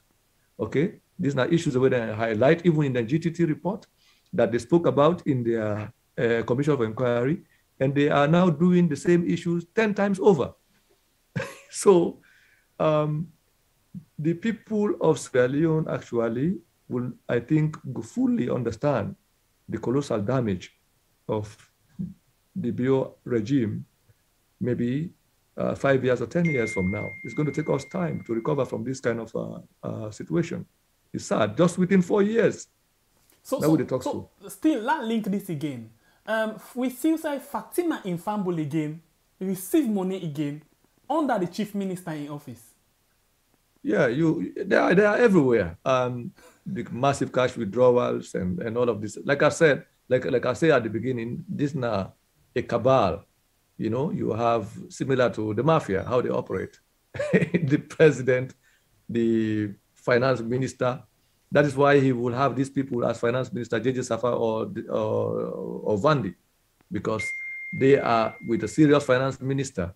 You can't have the president doing stuff like this. With a serious bank governor, you can't have the president just withdrawing money from the central bank and his wife withdrawing money, people going to the central bank, as Danny they enter, Danny they come out. Look at how the transactions are happening. in the statements. Inside the one green, they you just picture it like 6, a movie. 7, 8 transactions from the exactly same 8 transactions in a day, yes. split in different checks. Then you have a bank governor who will tell you the cash in the bank has been stolen by people and they keep it at the house, when he knows exactly that these cash withdrawals that are happening are being orchestrated by the president and the president's agents, okay, his ministers and his key people, his relatives, his wife, people who are associated with his wife, people who have no business being close to state money, people who are going there on a regular basis, withdrawing public money as if, even in their own private bank accounts, they will not treat it. Yeah, they will not do that. And the bank governor is there. The bank governor comes on television, goes to parliament, and they admit that the inefficiency of the banking administration is what has led to the shortage in liquidity, to the fact that even the National Reserve is empty. Now they are now forced to go and print paper and bring into the country in the name of a new currency because they have depleted. Okay, let's bounce a bit from that. Let me go into this area where they call this one pot account, single treasury account. We see in the Africanist publication where una been do, una actually come out and say, una do on August 13. Yes. Una come out and say the lab fees, instead of the same single treasury, but we say they go on a private account, the UTB, if I get it right, yeah? Union Trust Bank, yes. It go on the Union Trust Bank account, and this total, the sum of $2 million, that now for just short term, when from the 6th of August to the 13th of August, sorry. Yeah. Yeah, I think that a very, very important question that I want to spend some time for. Lay them out. Please, people listen to you. Myself, they listen. I enjoy. You remember before around March, the government, the Ministry of Finance, the Financial Secretary, write to the Audit Service, the Auditor General specifically. He say the Audit Service, they maintain an independent account that the Audit Service supposed for open, then for be part, the account for be part of the TSA, the Treasury Single Account, even though they get an opinion from the previous Solicitor General saying the Audit Service is not affected by the Treasury Single Account regulation, that they for be independent. But what in government do? They are media people, Global Times, Suri Fofana specifically, I will name him here. They all attack the Audit Service and say they for can go them money now, to the extent that the Financial Secretary later writes, say, they don't force the Audit Service for schedule their account at the central bank because we're under the Treasury Single Account. This now would say so. But while they do this, they had already opened a private account, not with the Sierra Leone Commercial Bank or the local commercial bank, when are the commercial banks of the state, but with a private commercial bank, the Union Trust Bank. They opened an account where COVID lab fees was being paid into. Not only that, the former Deputy Finance Minister too is the principal signatory of the account, which is not even right. Okay, that same man will keep that money, they will help for keep the money corner secretly, we go say, and unlawfully. Now the same person now the president appoint as head of NACOVAC. Okay, so basically then set up this corner account with this Union Trust Bank, then they keep money they separately when they're supposed to carry and go na the central bank. They not agree. Up to now, they haven't done that. And at this may bring the problem for the Auditor General. You understand? Now, then they harass the Auditor General and harass the Audit Service, and they accuse the Audit Service, say, he maintain an independent account when not they even be done right, say, with their opinion, say, in one hand, say, the Audit Service is supposed to do that. While they harass the Audit Service for supposedly running an independent account that they authorize, which is also authorized by the Public Financial Management Act, they don't violate the Public Financial Management Act by opening up a private account with a private bank where they are keeping government money up to now. More than a year, they're not even transfer the money to the central bank up to now. As I told, the money is held by Union Trust Bank, is being traded by them, they are making more profit from it. And the individual who is the custodian of that money has no right being a custodian of public funds. in the first place. He is now, because of the president, they are hiding that money with the authorization of the president and the finance ministry. The president has made him the head of NACOVAC. But we therefore come to this triangle within the Ministry of Finance, because we never touched it. When we get there, you will see how Sheku Bangura and tjis have operated within the Ministry of Finance. We never touched that one day. That is where the corruption is. That is where the actual graft, the head of the graft, this, what in them picking and call in America, ginormous, this big mountain of corruption. That is where it is actually. But the importance of that article, basically what we were trying to show was how this government was harassing the audit service in one breath regarding maintaining the formate and comply with the Public Financial Management Act. And at the same time, they were violating the very act by keeping government money privately up to now. Up to more than a year, they haven't transferred it to the Treasury single account. So what are they doing with that? One day they talk, say they get rights for do that, for keep. That is the thing. Now they claim they have a right to do that, which is false, because the president, in executive order, remember, executive order number 1, number 2, who say talk say all of the money therefore mop them up, therefore implement the Public Financial Management Act and the other regulation regarding banking, way for enforce the Treasury single account. These were laws that were passed before he came to power. He just decided to pass orders to implement them. And that is not just one. They have similar kind of operations where they keep government money, like the case where you will appoint a private citizen for become a tax collector on behalf of government for collecting timber revenue. When you have the National Revenue Authority that should have the legal authority for collect taxes on behalf of government. Now you appoint somebody with a private company and a private individual that's associated with you that was a member of your finance committee, campaign committee for raise money for collect taxes on behalf of government and pay to the extent that this person even violate the tax laws and underpay revenue. We, according to the evidence, over $5 billion in just financial year 2019 alone. They don't want to talk about that. Instead, they go right back law. They say they make mistake in the law. So these are the people. When you catch them in their own acts and corruption, they must find an explanation. Either they say that APC cause and where APC doesn't cause, and they say they get right for that, or they make a mistake in the case of the timber. I think that they don't be powder now, or within every other day. But in the meantime, just 4 years, this is what we've dealt with. That system they of go back and forth, and they come to that day. But first of all, I'll just say Dalton Weeks, they clap for you, and then they clap for you with 5 euros.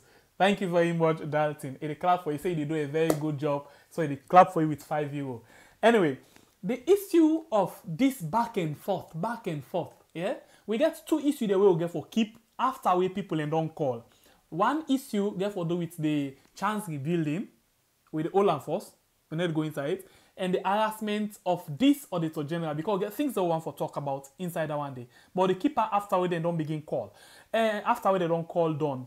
But one thing we are going to talk about, the former chief minister, where we can refer to as the chief minister, the first time professor, you get a lot of publication around them. Provision, plenty millions of leons. You get for the procurement of 3 Toyota, where they not even follow the right procedure. We see outside the procurement authority, them bosses come and begin can defend certain things them, where to they feel say na the right thing. And we see different set of people and begin come out to defend.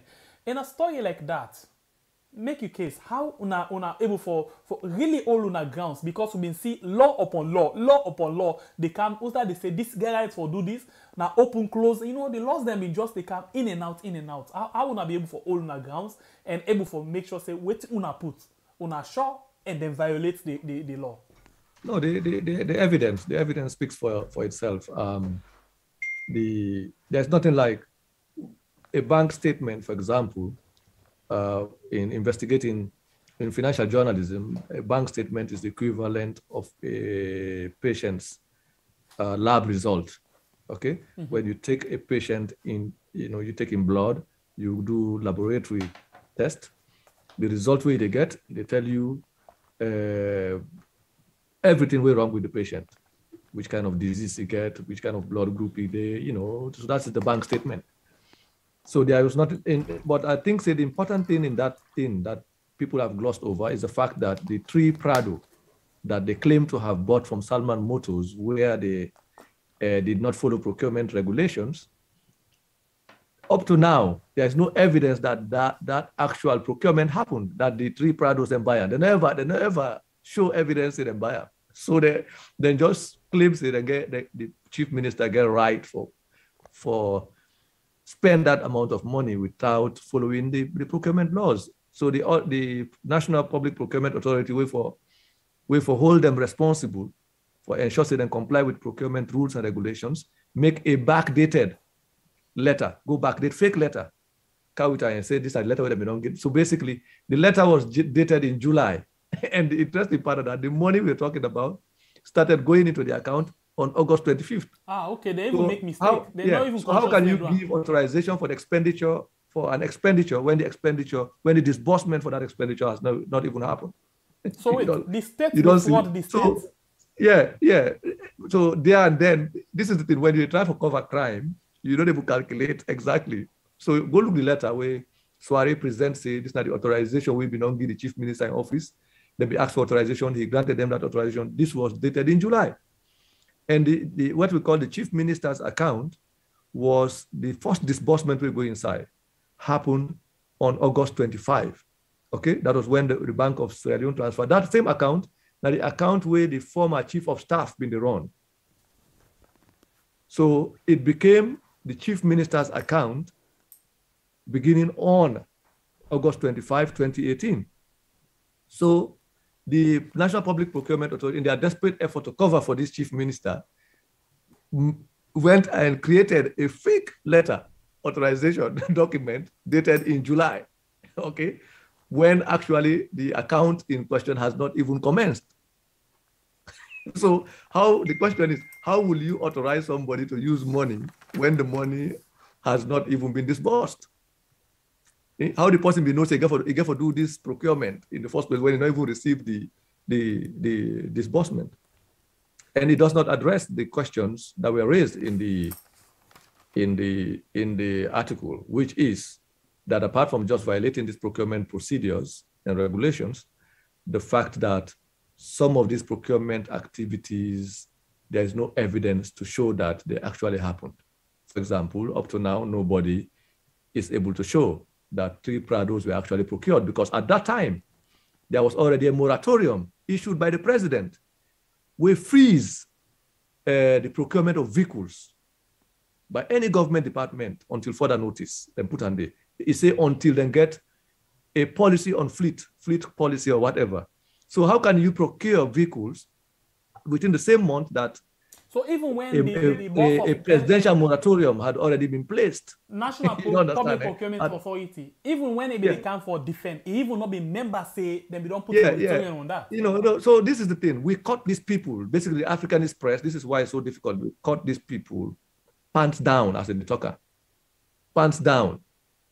In every publication, pants down. They know it deep within them. They are shocked.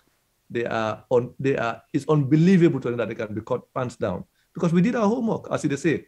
So this is why I can sit here and tell you all how it happened, because we did our homework well. So every effort by the government for balance, the more problem, because they could go into one. That's why you see they have just kept quiet. They have just remained silent, and they keep praying that the evidence will run away. They say we don't run. So this is why they are sacking people, suspending people in their private corner. Now that side I want for can go now. So for we touch on that one. They are caught pants down by. They are caught pants down by the Africanist press. Pants down, flat. They don't even deny nothing, because there's nothing like a bank statement, a financial transaction by a government authority as we've produced it. Nothing like that. You know, so when you just bust pampots unexpectedly, they do bad. It is shock. And we shock. This sort of unexpectedly. Okay. We make sure we catch them bing willfully. You don't understand? Unexpected. So the one balance, this is it's not an accidental process. It's a process that was designed, choreographed, well planned, well carried out, and we caught them deliberately and willfully which is why they can't escape from the evidence. Okay. You don't understand? Like in the case of the chief minister, how can you even claim you gave somebody authorization when there was already a moratorium? So they did not think about these things. Because we homework well, we knew all of this. So we basically just look at what in the government they say, what in the pretend say that they do, and what in actually been happen for compare the two. So which is why every publication, we match it with either the statement, the evidence, the law, the regulation, all within the say, I get 2 questions for government operate.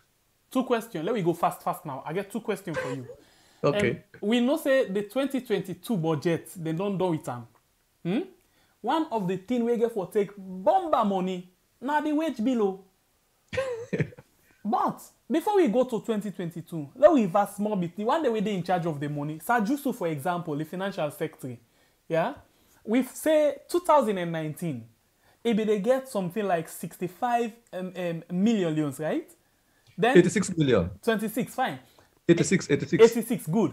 And then in 2020, it raised them up to 100 million per month. Yeah. And then you get other people where then they use their own discretion based on their own way out and do them. For us, even where we all go in at the same level, you get what they call salary disparity. If we're then at the same level, you will see this gets past this gets lower, this gets less, this gets 1 million, this gets 3. Explain to me that thing. They tell me small about that because I work the importance of the wage bill. Now the fact that a key campaign message of the SLPP. And I think we're very important because you cannot talk about addressing corruption without addressing the gross disparities in the salary arrangement. And this naturally affect everybody when a government worker, from teacher to nurse to anybody with the way they serve inside government. You get people where they work inside government, then they work for 30 years, their salary is still 500,000 leons. That's what they talk. 600,000 leons, 700,000 leons, 1 million, 200,000 leons. Some of these people are master's holders. Now imagine how much it takes to go to school till you get a master's degree. Then you come to a public office in the Ministry of Development, we then call a non-growth ministry. You are still grade 9. And maybe salary in 1,200,000. Somebody that is a party apprentice, because you don't fight for the party, don't cause violence for the party, you don't defend the leader, don't holler say madam you don't understand, eh? Then come, they make that person nutritionist. We know get no qualification as nutritionist. Then they pay 21 million a month. How do you feel as a professional in the service looking at that kind of situation? It's not like you don't know this, because you are in a situation where you see this gross disparity. You see people who you are better educated than, people who you don't work in the service over years and come up to this level. Overnight, these people are earning 10 times more than you. It's not just morally wrong, it is unjust. It's a disservice to the country. So this is where the idea of injustice in the workplace starts. This is where corruption incubates itself. So this government may promise that they address this, then don't go to the point of even saying they are going to create a wages and compensation commission. So they even pass also a cabinet memo saying they will stop the increase in salaries. That when we've been first exposed this year, say 1-2 years down the line, we're not address this. In fact, we don't increase. They're not deny again, or they admit, say yes, the salaries that Sajusu was receiving is inherit from Edmond Kuruma or stuff like that. Then now, 1 year after that, 2 years after that, we'll check again. We'll say, in fact, they don't increase their own salaries and their own party people in salary, other people and still they suffer from the same perennial situation. And up to now, so they talk like the same thing. Now, even when they go to Parliament, say they don't increase they have to spend more money on wages. Their excuse is they say they don't increase 30% teacher salary. Now, if teacher they get 1 million leon a month, you add for them 30%. How much is that? It's 1,300,000 for the year. I mean for the month. For the entire year, it will be almost. Is it 30 million leons? No. 12 million something. Yeah, 12 million leons. Okay, so the annual salary of the teacher is 2 times less than the monthly pay of the president in nutritionist. This president in nutrition, not a nutritionist, Now somebody when I've been just a messenger of the president with the president's confidant, you could say, if you like, for lack of a better word. Now the president can have power. He look, he say nothing for do, and they say, well, invent a position for her. They invent a position for her and then pay her. So this is why SLP, ordinary SLP people will be angry because they know, say, this president nutritionist, we then call Titi, in not a positive way, get any nutritionist qualification, boy, you see, we will not suffer for the party. Look at this one, they get 21 million. This one, so you have this kind of thing that's happening within the SLPP because it is wrong, it is unjust, it is not the proper way of running up. So these political compensation jobs, as I don't mention, and so I talk about nutritionists, but it's the same for the cameraman, it's the same for people earning $300, $400, $500 per day as consultants. How we go link this to within the World Bank just released, then 2 days they are say, in the last 2 years, the government not able to implement any better program for let the country go before. That is one. Not to the World Bank no more. And secondly, then say the amount of copper when they spend compared to waiting then they get as revenue, not to the same. Then they spend more than waiting and they get as revenue. You remember the Mingedi statements a couple of months ago, I think middle this year, when the UNDP country representative, now first said, Andy, yes, say the amount of money when they spend into building systems, basically just to go like funnel. Because so plenty time they can get any money, then begin something they left them. Yeah, exactly. So you find out, say, expenditure and lack of control and all of them they don't increase. But not only that, not just the increase, now a corrupt mechanism. These people invent ways then for reward the young party people and themselves using what is supposed to be the legal mechanism of running government. Per diem, few people they travel, they always take money instead of per diem. They say, if we take the money, you not travel, and not the problem. Then they talk about the frivolous travel and you know, reckless traveling and reckless loot of money. Moving the they country talk about forward. the fact that these salaries again, people. Moving the country forward. Let's bring this thing again where JJ Safar being talk about, and where for me now one of my favorite to talk about. He say what is missing in the presidency is lack of delivery. Yeah, you go ask yourself now, in these 4 years, what really we get for talk about other than launching of projects? Which development initiative then I don't talk about? Look, more than a year ago, then talk about, for example, just take this thing, they construct a bridge over Lunge. Now, then they deny, say they're not ever, that was not part of their promise. They may just talk about accident no more. so this is the manifesto. Yeah, no, now then they even deny, say, it was not a manifesto promise. They say that the president just talked accidentally. They forget say let's even take that argument that it was not in the manifesto. If we, you know, for lack of any other thing to talk about, the president pronounced this, hold an event, launch a bidding, announce the parliament, give figures, talk about saying don't identify an investor, and up to now they still try for lobby Chinese people for come back for council to go carry on this kind of now to the extent that the Minister of Information is beginning to deny they contradict the president. But this bridge thing here, now SLPP headache. Because remember, Tijan Kaba time again, they be not talking go do bridge in Aluge. Yes. They talk about that they go.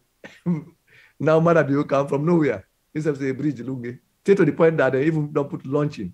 You get newspaper and after way don't give date all. They say December 2020. They say they launched it in. No. We see people know all. People them. The person where they in charge of infrastructure, now the office of the president. Exactly. Now in Canada radio and talk them. And talk them back. Then they don't even print polo there for celebrate the thing, the launching. Because the point is, a bridge is not like a community market center where you go just dig one pillar yonder, dig another pillar yonder, dig another pillar yonder, you make one small buffer. A bridge across a river like that, if you launch it, you can work. The bridge must work. So, you know, this take 2 bags cement. This is different from the airport when we talk about. Few days ago, we see inside them pull video there about the airport. Then because that is simple to do. Yeah, anybody can just come make something. We're not able to see any. All the projects then are just all over. Last year, December, you get this thing, this propaganda will say launching, year of launching, month of launching or whatever. I don't forget how they call it. December, last year, December, this time, the president made the work all over the place. They launch Nabo, launching a Kenema, launching a Godrich, launch. Now, even universities, they look polytechnic colleges, call them university. Within university, then they don't even get professorial. They don't get 5 professors, real professors, 5. You cannot call a polytechnic a university. Now then they make like, so we don't build 5 universities. when you meet, just like you go meet one small high school, you call it college. You don't understand. So that is the thing they're doing. So this disservice, this propaganda, development, national development is a serious process. Okay? National development is not going to happen through propaganda, through deception. Nobody runs a country like that. Nobody runs government by deception, because national development should be a well-planned, a well-carried-out, serious enterprise, because it's an enduring thing. You're dealing with the lives of people. So for go launch small fishing project na Godrich, you go take Milton Magai, we know they call it Milton Magai University. It does not make it a university without the requirement where you need for call a campus a university. There is no professoriate. So that disservice, that dishonesty in approaching national development it has its own consequences. Okay. Like, so this kind of facade, this masquerade, this public performance masquerade, like where you get devil, they go and dance all over the place. That is not national development. All right. They have to be, when people are entrusted with state power, they are expected to behave seriously and responsibly. All right. And to behave honestly. That's absent. And I will tell you, say 2 questions I ask you. I ask you one, then we give people a chance for call. And where you call now 1 minute 30 seconds each person they get. And please, where you call, make sure say you turn down the volume of your set. If you come with negative feedback, or you call at the area with the talk behind you, with the cut the call instant and go to other person. That is one. Number 2, we get over 861 people on YouTube alone, where now constantly the watch, not to the one way they come and go, constantly the watch. But Una just don't give it 296 likes. Please raise them up to 500 likes now as we talk, if you really appreciate the information where we pass over to you. And then on Facebook we get about 613 people where they watch constantly, not to the one way they come and go constantly. And then we just get about 317 reactions. Please give me 500 reactions. We don't get about 224 people we don't share. We are not the now just where we say organic. Yeah, so these are the things then where they go on. And somebody just they give you kudos channel, a name Abdullahi Barry. He give you $5. Thank you very much, Abdullahi. Then he give you super chat on YouTube. So please, if you watch a program and you actually enjoy the content of the program tonight, make sure say you hit for the like button. Thank you very much, and share them so more people will able to know about this program today. My name is Sembe Pierre, the freedom fighter. Today, unfortunately, my brother not there. It get cold. And it feel like that neighbor there. If they actually want for camp low, sit down, but I say no, please, not can give me cold. Sit down and use. Anyway, so we go now. The question I go ask you before we open this phone line, and I want to make a short. Inside the time where they go hand over the SLPP chair lady and the deputy to the caretaker na status, and make one statement. It tell in people them say you free for argue anybody right now. Tell them say let's talk about politics. And you go begin for say A to Z. We don't do all waiting there inside we manifesto. In fact, we don't do more.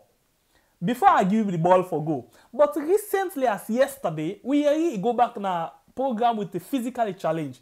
And it tell them say the promise the way it be make, it be do them small, so let them patient time. So this make I begin the wonder now. You say you don't do all, and then thing and they inside manifesto, you say you don't do all, and you don't do more. Then now you talk, say, let them give you time, you they do what you promise them small. And I begin for wonder, who's kind of time way it be. So first of all, I give you this thing, and I give 5 minutes for address this thing before going down the line.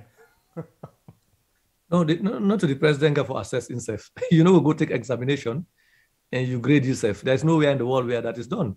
Governments do not rate themselves. Government officials do not rate their own performance. The people, the citizens who gave you the mandate are the ones that are going to rate you. So all of this rating, we don't deliver on manifesto, we don't exceed on manifesto promises.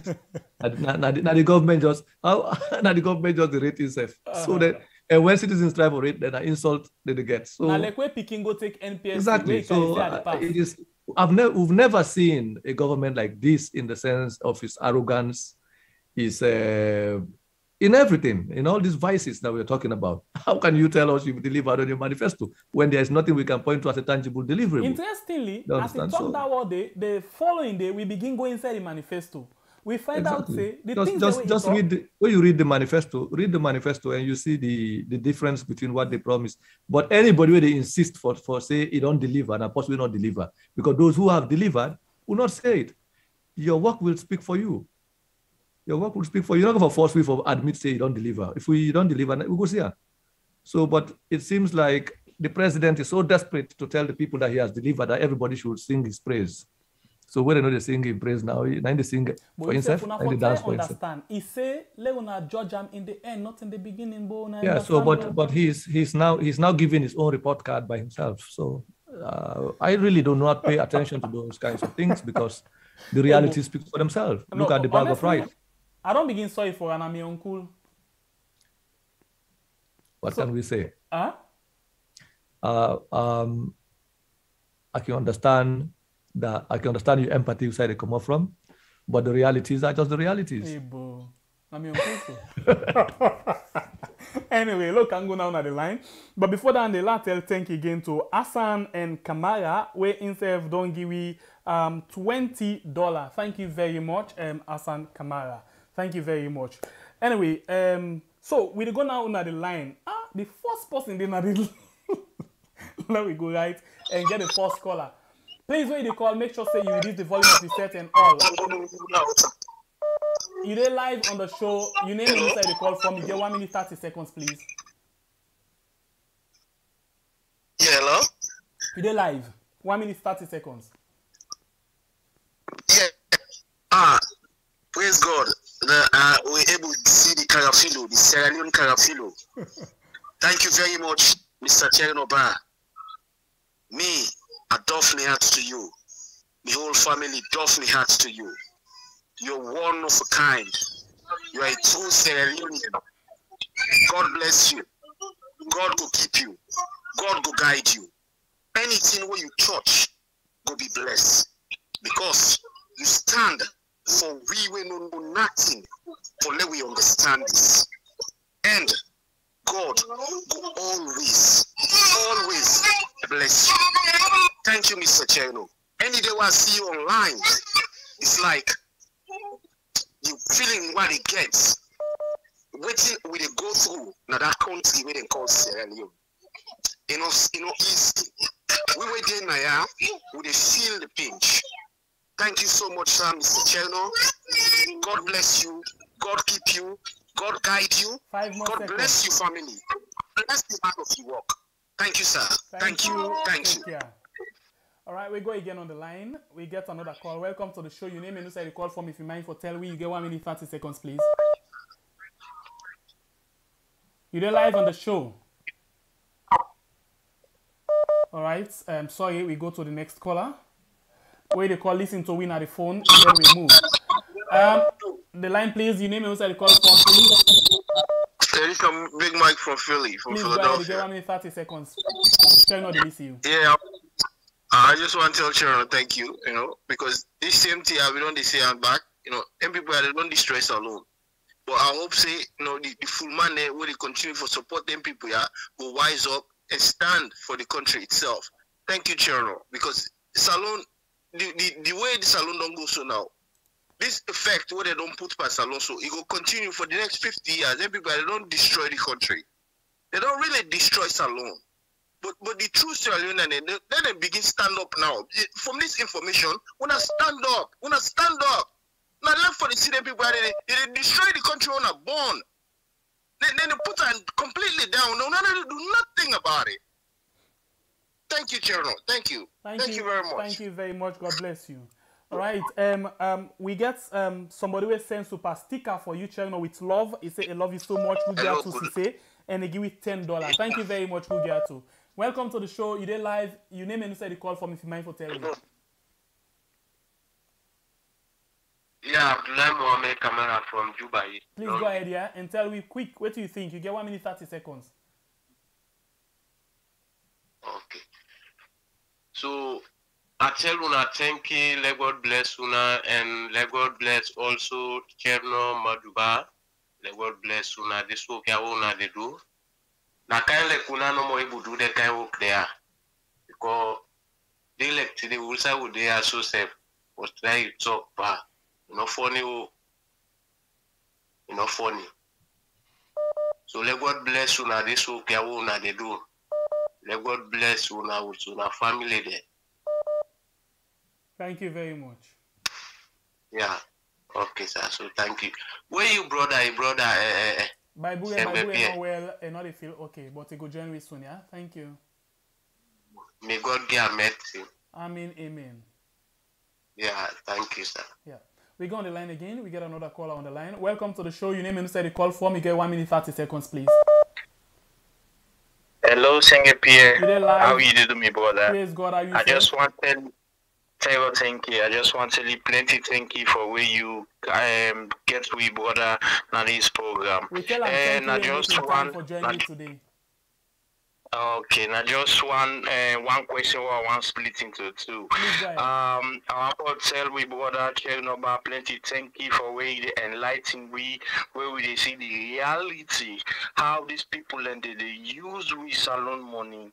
And the question is, as he said earlier, now just below 25% of how these people don't misuse we money now we country.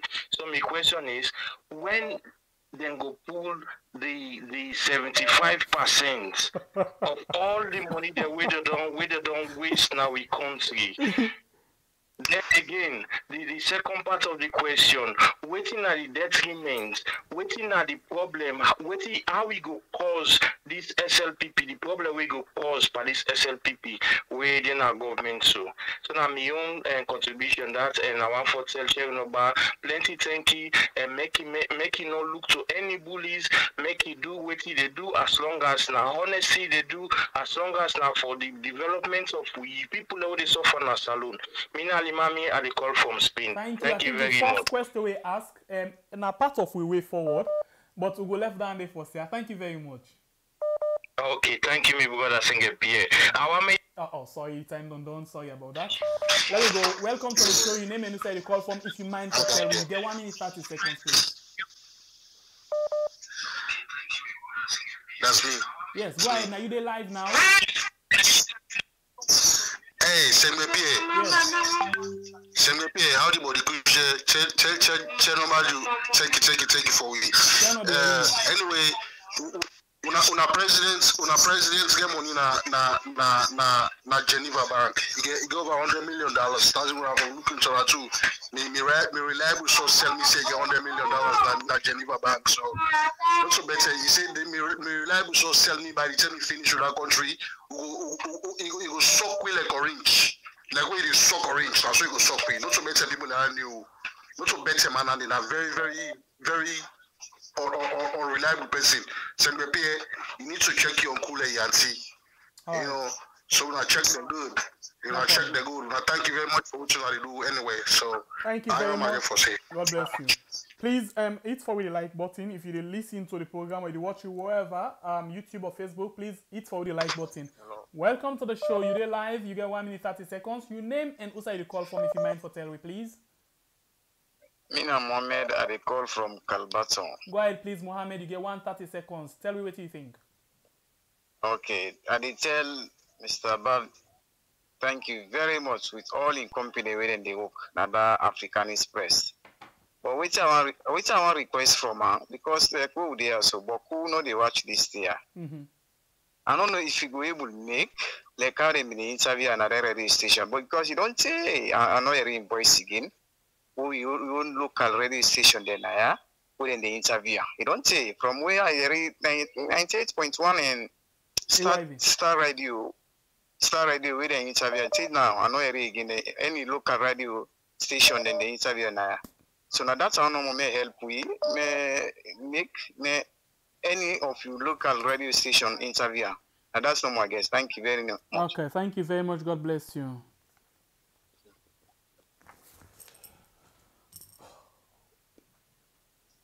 Welcome to the show. Your name and also the call from. Please, you there live. You get 1 minute 30 seconds.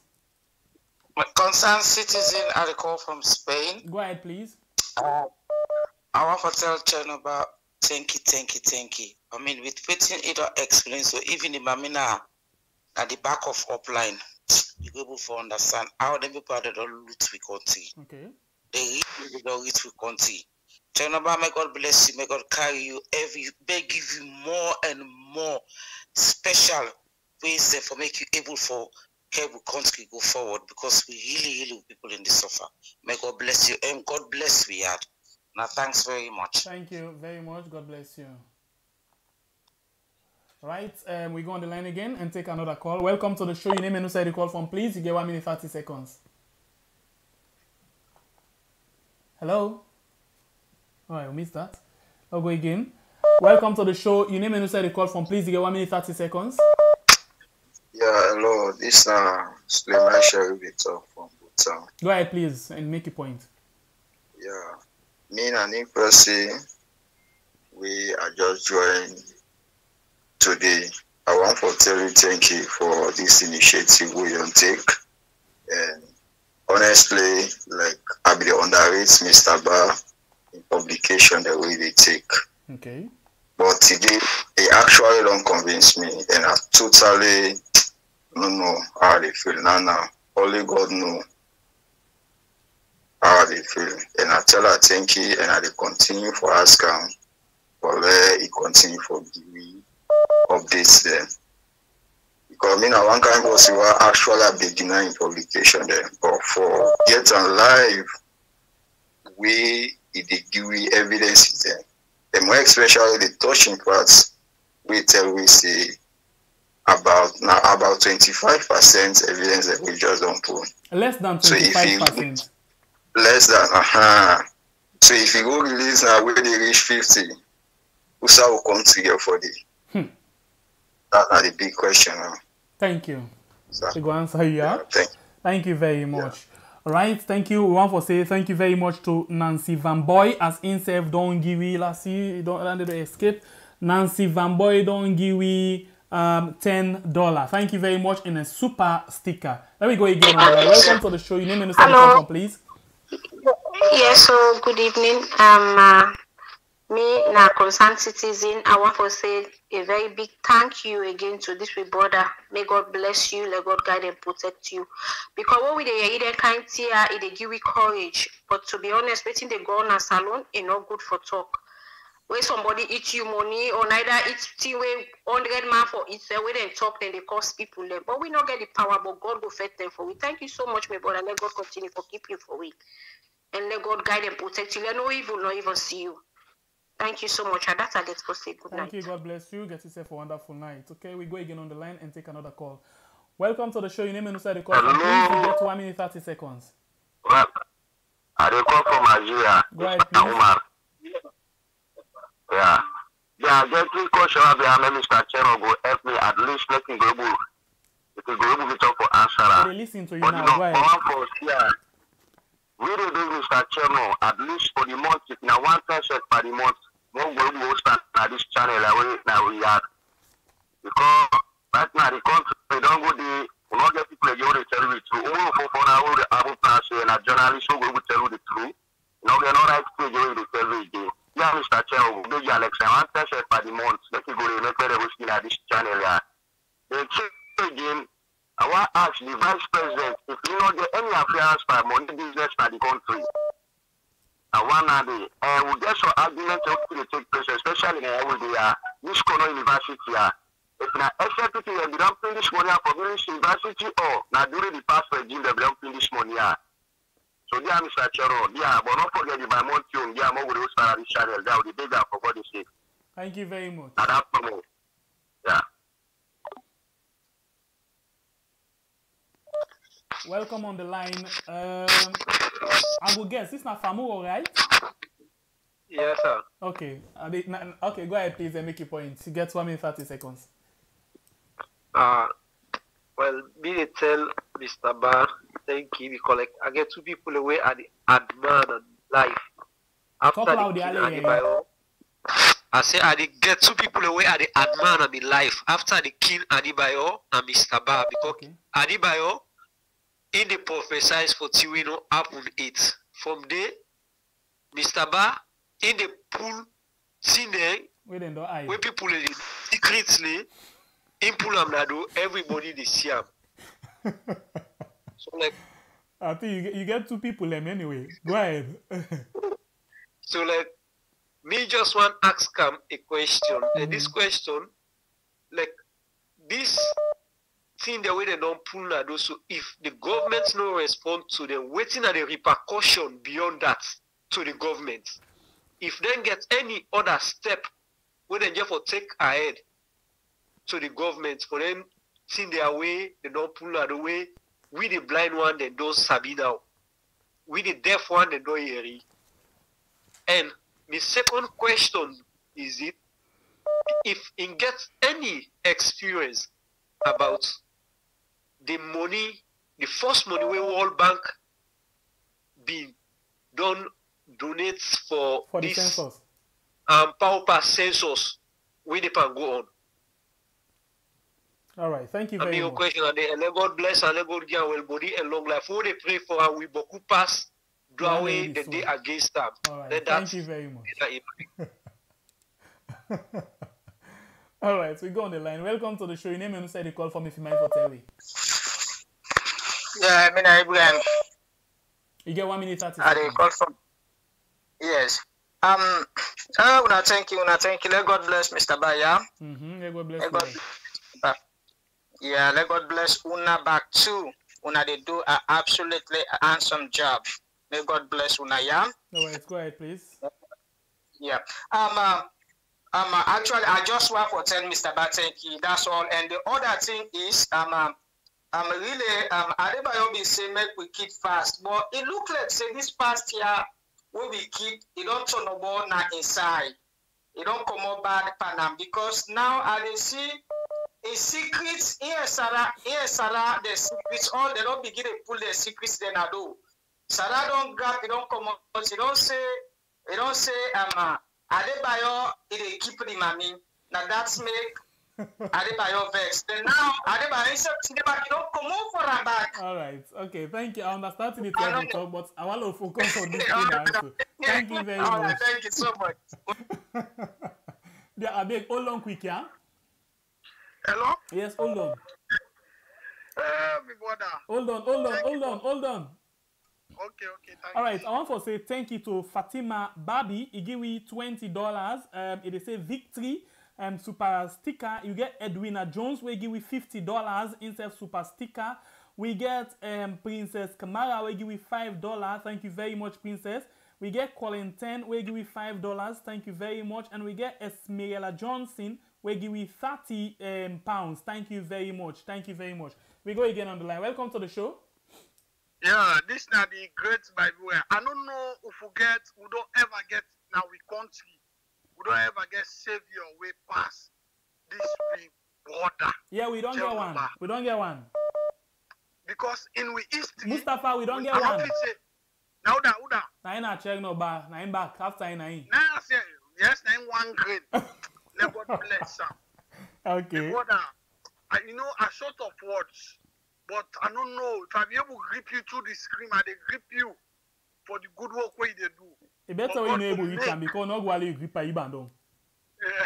God go make this work way they do go follow your generation and the generation yet unborn.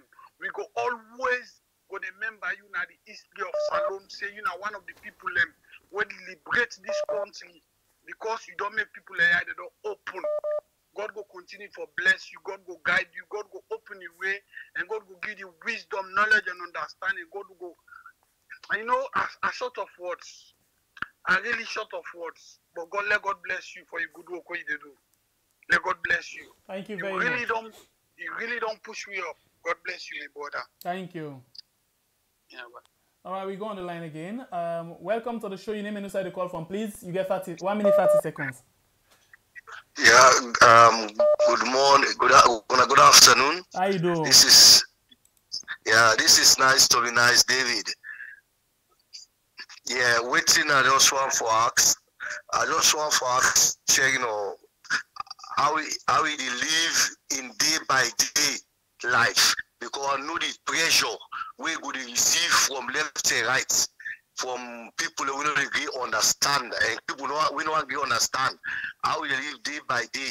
The tension, the mami cause, the threatening, and others, because we know if you wanna wait at this say, we wanna pass. Because the blessing you don't get already, then we just wait on me other company changes now. Works how who's help to get for GUI for let this information we get to let the world who say for know, let the people and know see then see how they happy like the BBC the World Bank all them kind of they get the information here because should they give you with exhibits as you can call them. So that's all I can get for say, and I will say thanks to him and thanks to you, Nase, and God bless you. Now. Thank you very much. God bless you. Thank yeah. you. Between me and you, Cherno, how much call we go take now? How many what? How many calls we go take now before we come over to you now? Well, I follow your leadership. Because when we take, we not get for take any more calls again. Well, just decide. Or actually ask the public. Okay, okay. Then go tell we say it'll take forever. All right. Because of now 1 minute 30 seconds, we'll just take 10 now and then we wrap up. We go to you. Yeah. Okay, so we go. This is one. Welcome to the show. Your name and who said the call from, please. Yeah, good evening. This is now Alfio. They talk from Ghana. Go ahead, please, and make your point. 1 minute 30 seconds. Go ahead. Yeah, gladly waiting, Mr. Bardon, tell the people that today, because some of the people are not be the we are waiting, Mr. Barbie, they tell them, if you say not lie, Mr. Barbie, lie, pardon. But I'm glad the way some they don't believe. And salon waiting if we suffer na salon, now they see the way they have to way, we know they take them quickly as granted. Who they out of the country now they know what they happen in a salon. We in a bad things. All right. Look. Towards like the census. The census, they tell people that made them not encourage that census. The census not mean nothing to development of that country day. Not to in time, not to the year time dates for do that thing and day. Made them left the census to 2025. With the big people that made them not take part by the census. Matter be not to the work this will want for President Bill. Work then day, what if for do towards the country development, then they wait for bring, but we know they see that now waiting they try for how for read the election win at 2023, but we go say no to that.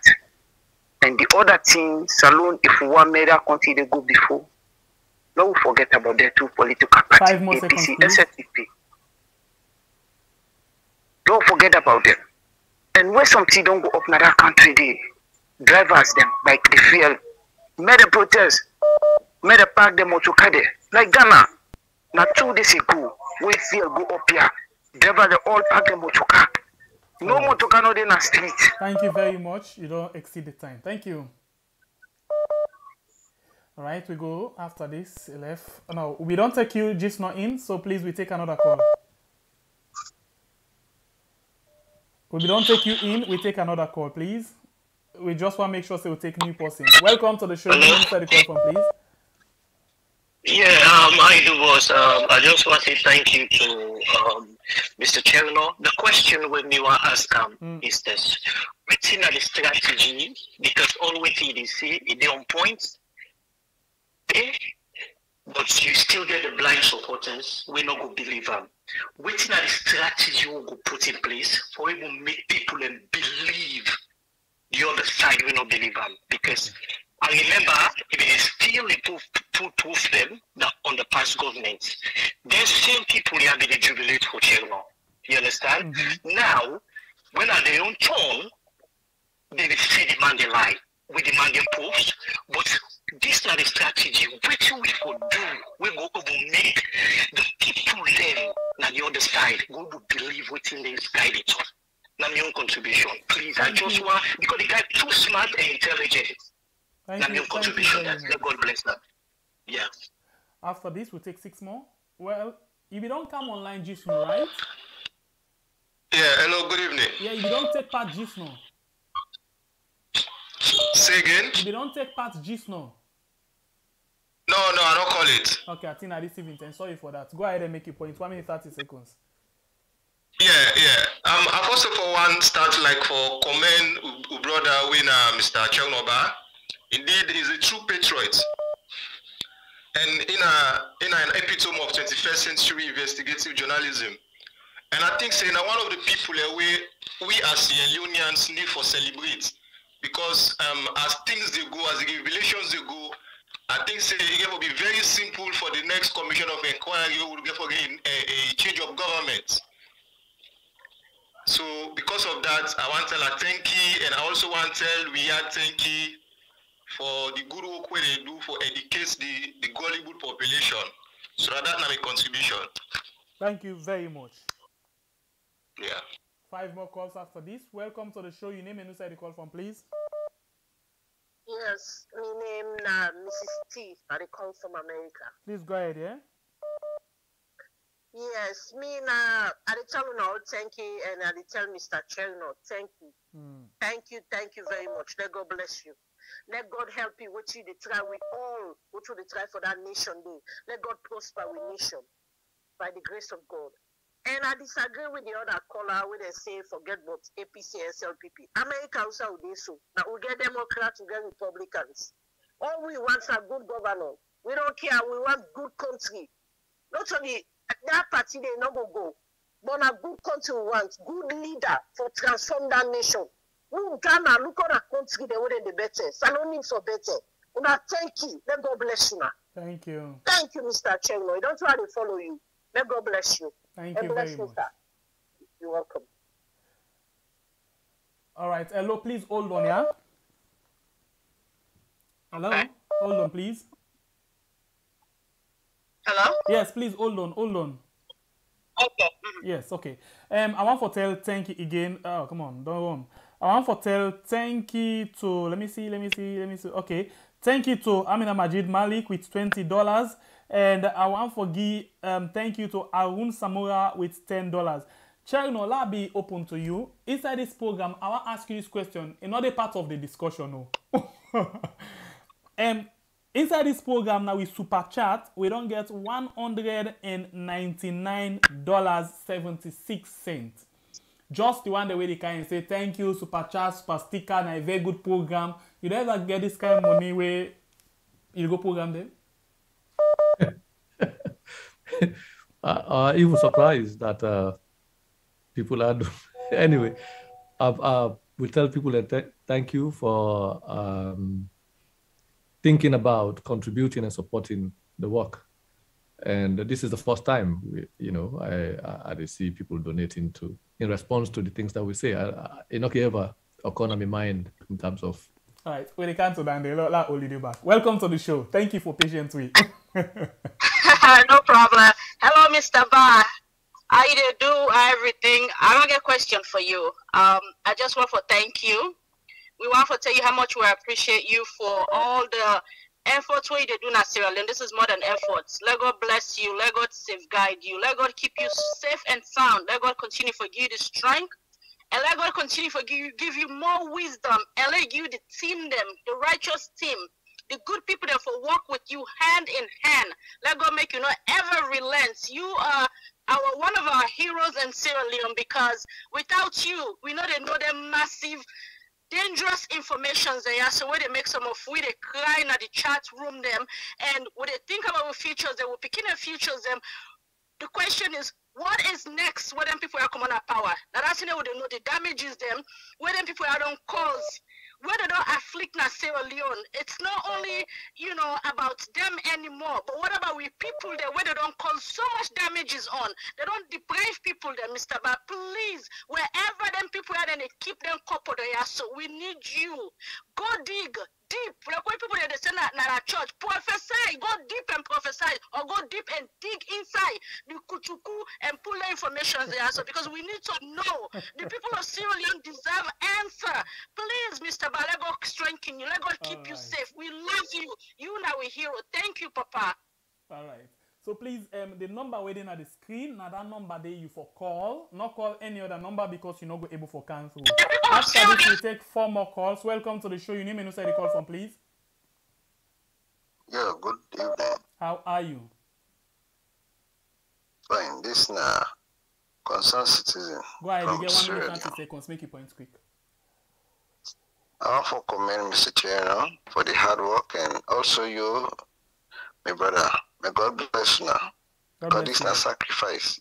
Nobody is being paid because of love. May God bless you now and protect you now. Anybody who gets until against you now, you're not going to succeed. Amen. Thank you so much. Thank you too. All right. Thank you very much to Matthew Pukumu. Instead of don't give me 5 U's. Thank you very much. We'll take 3 more calls. This now one. Welcome to the show. Your name and where you call from, please. Hello, me na concerned citizen. Go ahead and make your point. You get 130 seconds. I just call for telling una thank you.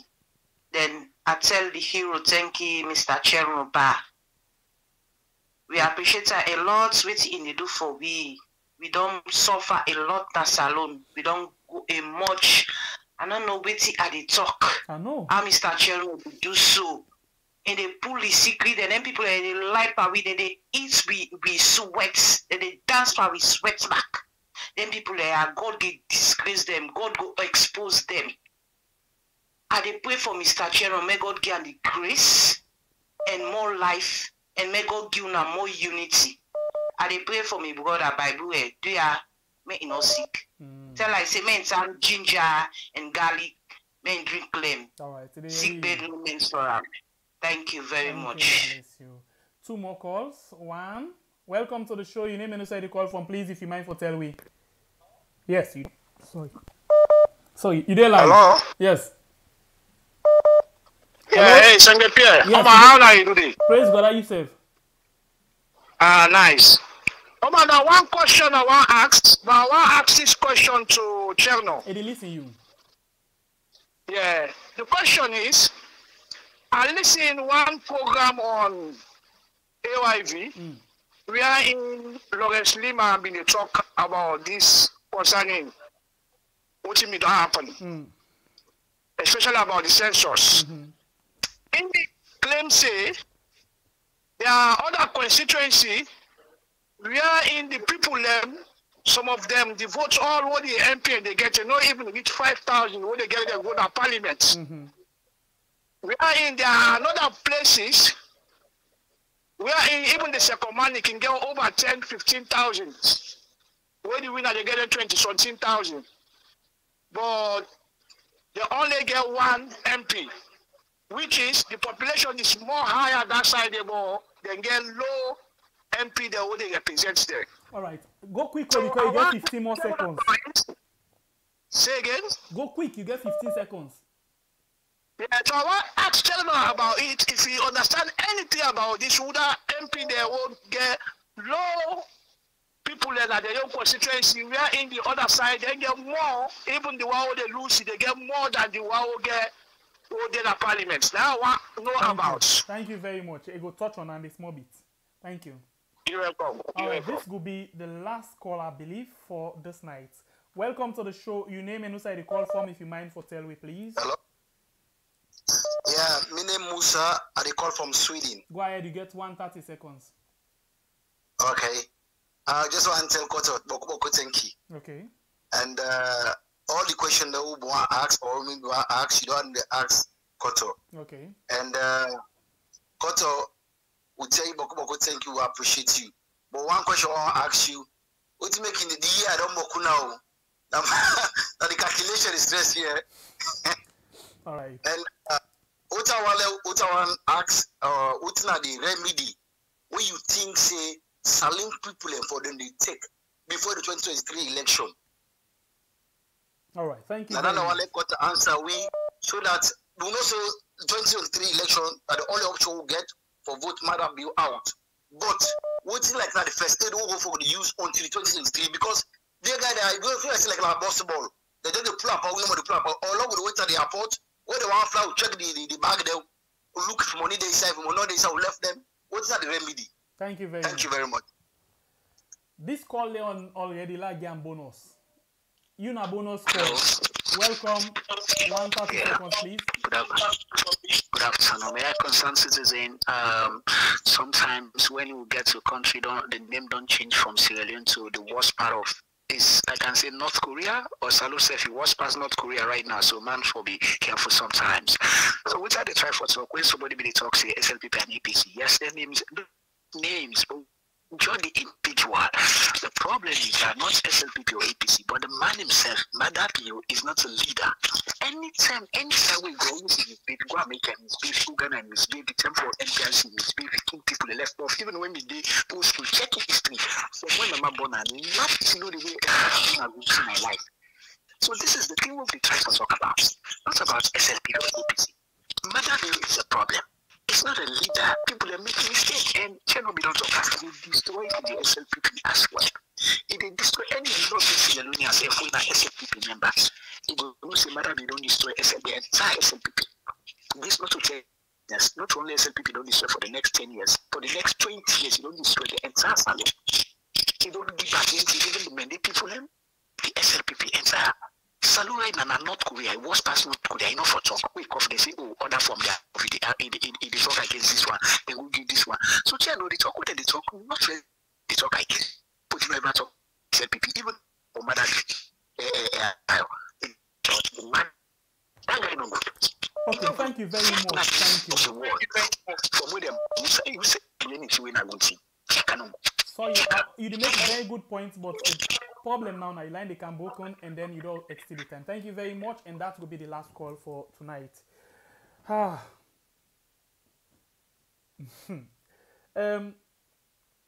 China Bar, I think I will say thank you because we can actually get super chat, super sticker where people and they give you something, but for let we sit down so no more, we get this amount. We don't get plenty amount like 100, but we not get $216 yet at all for more they do this program one night. So we want to tell you thank you, but let's just remind we family members that we get a challenge of 6,000 euro where we get 3,000, you now get 3,000, and the amount where we don't get, let's just watch quick. So now not forget the PayPal. Not forget go to the description box the PayPal day. Then now for uplift the channel will be get for use and for buy some equipment. Let's just see almost be don't contribute already before I go to channel. Mr. Badi, hold on here until you know money makes the world go round. Okay, so last tell you now how much we don't get. Now we PayPal as I talk so. We don't get 1,189 euros. So we want to tell all the one that we don't contribute. Thank you very much. Now we Cash App, PayPal, bank accounts. Thank you very much. We appreciate you now so much. But still, they still there on, so you can still contribute to we. Go now with description box and check out with PayPal. And if you want to join with WhatsApp group, link then at the description box. You can join down there as well. Okay, so we go. China Bar, plenty people and don't call, don't make them points them. I allow you now for take the flight.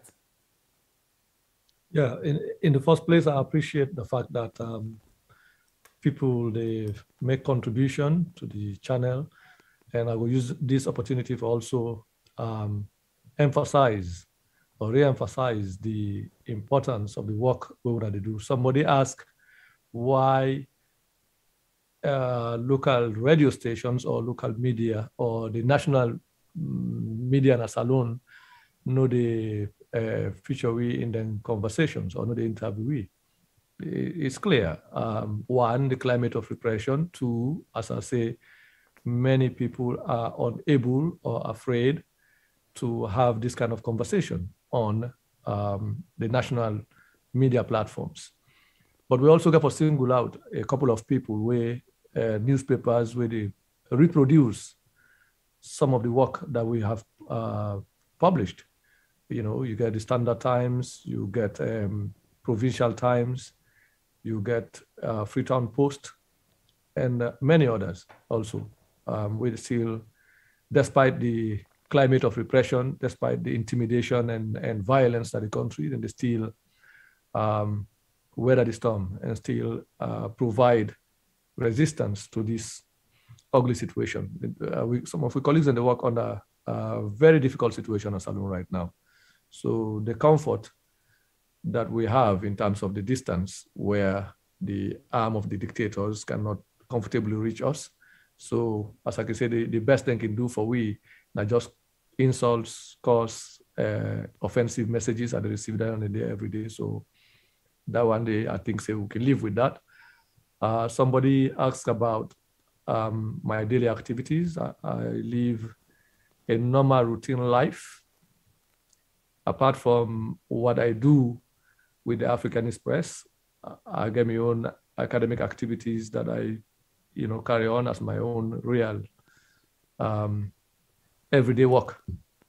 So that is for the most part what I do, and take care of my family as well.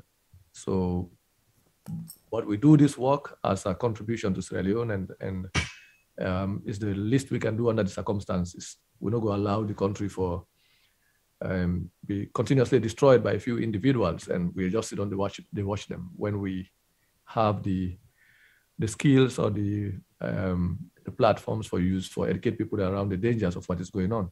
So that one I consider as a national service and as a civic responsibility as a citizen of Sierra Leone, and not only that, as a journalist as well. Work at the do. So how people get for respond to how we take this discussion further, I believe say we don't make tremendous progress. Few months before now, all told me talk about corruption, not just what did happen in the past. So what did happen now with the Madabio administration is no longer unknown to the rest of the world. And this not happen just because we expose it, not because the collective contribution of every citizen, ordinary citizens in the country. And as I say, platforms like WeYard and other multiple platforms also engage in this national and now international conversation, highlighting the situation of human rights violations, corruption, bad governance, and all of these things. So this discussion on now the result of international conversation. Now, even when they interview the president, na CNN, they must mention the corruption of UF, the corruption inside in government. When they interview on the BBC, they must mention, they must ask them why they travel past Mark, because everybody don't see enough, fruitless travel. Just wait for loot money out of the country. So this thing where the international media don't hear about this thing, and now then they ask them anytime I go, even now in donor partners, and we don't call multilateral partners, and the EU, World Bank, US Embassy, the international agencies, then now when they meet up with the government and they raise the questions, then they get the discussion with the government. That makes you see the government not become so reactive and response. This desperation I want to see, where no regard for anything now, just like the last kick of a dying horse. So you got to expect this kind of violence now, the illegal suspension of the Auditor General, the fact that the government want to force illegal census on the country, all this thing we see now the result of the exposure. We don't expose somebody, they don't know again what to do. So they have been let loose. Not just wayward behavior now. So this not the way we expect from the kind of discussion where they happen at the country. Everybody they talk, the president moves self now, all man they calculate, almost they don't spend, almost they don't hold self. So I think we just got to continue this kind of conversation regardless of the situation. And on the side of the Africanist Press, we intend, like I said, 25, but somebody asked for when we reach 75, but that is our commitment. We commitment now for continuously show evidence of graft, evidence of corruption, evidence of mismanagement of public money, all the conduct, hidden conduct of the government, and then transactions nationally, internationally. Very few weeks ago, I think 2 weeks ago, we highlight how the president going to Turkey and sign an agreement and giving away the ferry terminals to Turkish for over 25 years without parliamentary approval. So we'll continue to show this evidence of government and transactions any side and everywhere. That's a commitment we don't sign up to, and we will continue for doing regardless of how much intimidation and insult. So me, personally, I believe, say, a well-informed population will definitely find out for themselves the pathway for free themselves or free the country from this kind of situation. We people don't become highly informed, and the conversation, they encourage we for continue for do this kind of thing. The government don't be expect, say people that with all the violence, the threat, the intimidation, all this violence when they use police, somebody say, then they want to do census, one count people, and some we say no, they're not for count you. Now you see, then they invite people and are police for that, arrest people and are police for that. Now because the government not desperate, they don't know what to do. So this kind of violence get for happen. But the trick is that we not get for surrender to this intimidation. We not get for remain silent or afraid, because that the government want to do. The government want for make sure say everybody becomes so afraid that we're not going to even come off or go vote when vote time reach. We're not going to come off for tina for we right. But that not their hope. Their hope say whether intimidate people and use police, use violence, use tear gas, this go scare people and will get them way out. Now that will get for prevent that no amount of intimidation, no amount of harassment, no amount of mamikos, no amount of arrest go prevent the general mass of the people. The government, this group of people, they are a very handful of people. They don't get power more than the rest of the people in the country. If we really determine for say we get for end this kind of situation. Now the people and give them people are the privilege and the status we then get. The people can take it back, and people are definitely going to take it back because nobody is willing to live under a situation of fear, under a situation of terror, under a situation of violence, under a situation where you cannot predict where your next meal is going to come from. And then you get a situation where the president and his wife, they insult people and think say, they get the right for misuse public money and talk down on people and the way they feel like. People are fed up. If they are not fed up or anything, they are fed up with that kind of insult, that kind of lack of respect for public order, public peace, and human dignity and respect for citizens.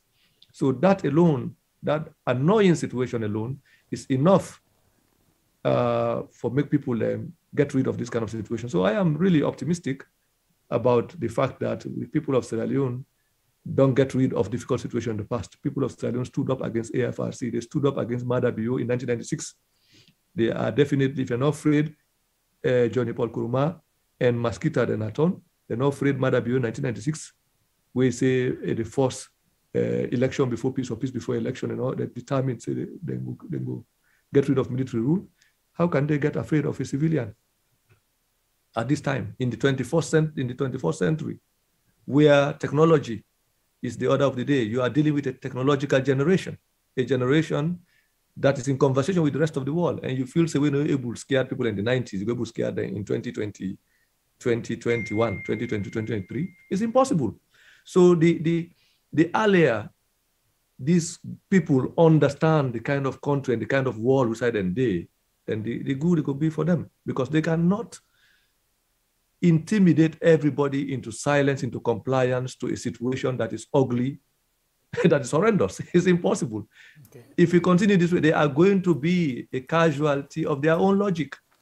And they will be the casualties, the greatest casualties of their own logic. You cannot run government with terror and fear. 4 years, you don't do this, you will get nowhere. So what else you are going to do? So the government is in a bind. They don't know, say, impossible. This callousness and recklessness is not going to take them anywhere. And so this thing they say about desperation now, lack of regard for constitution, lack of regard for law, lack of regard for people's opinion, lack of respect for international partners, this lack of civility in the conduct of state affairs, not because they're not getting all the way again. So this is basically a defeated regime that is desperately fighting for survival. It's impossible now to get out of this quagmire, this dilemma where they don't enter into. Okay. So we just have to amplify what we are doing. What we are doing is actually working, is getting effect. Make nobody not tell us say, what will they do, and the conversations we want to engage in, not the carry effect. The whole world is watching, the world is now listening, and they are paying attention. They are beginning to help the people of Sierra Leone to call the government to order. That is what you see with the EU statement. That is what you see with the World Bank statement. And other partners are saying, and the people who don't talk silently, openly talk and silently. So that is all I would say for summarize all the conversations. And I want to thank people there for their interest. And I also want to say we do this work here, not for the glory that whatever that praises that people are saying about it, but it's our own commitment as citizens. We will not get no other country other than Sierra Leone. It is our responsibility to make it better. It's our responsibility to make sure that nobody destroys the future that we want for our country and our kids and future generation. We were there, yeah. We're present. Now we got to make sure we put a stop to anything we think say not they happen correctly. So the question these people are not different. They are no more super citizens than we are. Somebody asked a question with regards to the vice president. They say, oh yes. If you not get money business, because the Africanist press follows its own publication. So we don't read even the script. Couple of weeks ago, we even say with a highlight department by department and agency. This is why I said we have not gone up to 25%, because you see, all of this, we not even touch it. We not even touch the even before you go to RAM, the question where I go ask you now, we get for the similar things like this, even if you not go in details or inkling. Well, I'll tell you, corruption is pervasive in all sectors of this administration. In other words, in self-day. What I'm saying that corruption is pervasive in all sectors of the administration, including the office. In fact, we will not even highlight the office of the vice president in March 7, I think, when we published the first, in March 1, we published the first article announcing we effort to expose the government.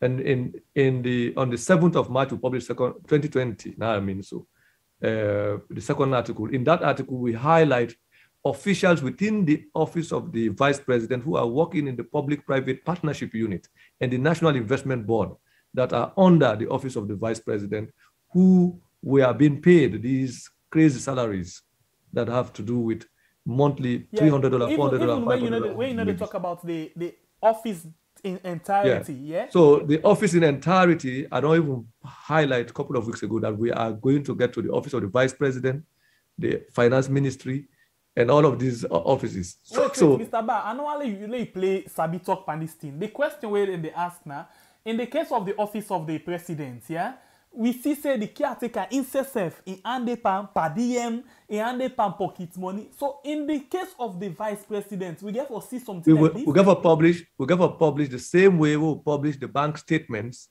of the office of the president, the office of the first lady, the office of the chief minister. We get to publish the entire transactions of the office of the vice president. Okay. I don't post that on my Facebook. I don't announce that at the Africanist press. Several platforms, and we are committed to doing that. All right. Okay. So that's what I want to tell people there.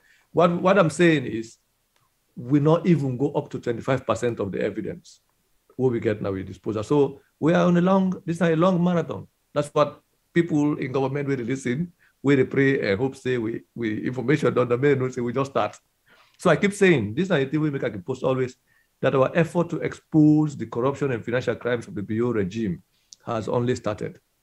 That more revelations ahead. So what I mean by that is that the Africanist project is an ongoing process of exposing the corruption and financial crimes in every sector of the administration, from the president's office right down to every sector, every ministry, department, and agency, and that includes the office of the vice president. Okay, so let's go to one other issue quick. But before that, the last say thank you to Ali Kamara. We don't give we $5. I want you listen to this one, yeah? Now something where been bring another serious discussion, because when the caretaker been go on radio and begin talk, let me go there and listen to this one when they come back just now. In Japan, where they send a salon delegation this, they not agree for me we enter the hotel because they say we get debt day. And then I mean the first time we had to go there. Now that I inherit. Where everybody don't go inside, me not be still able because I be needful. Ask me with all my delegation, pay for the hotel bill where they be done left day, I don't even know which year, before me they allow for, before then they allow me for enter day.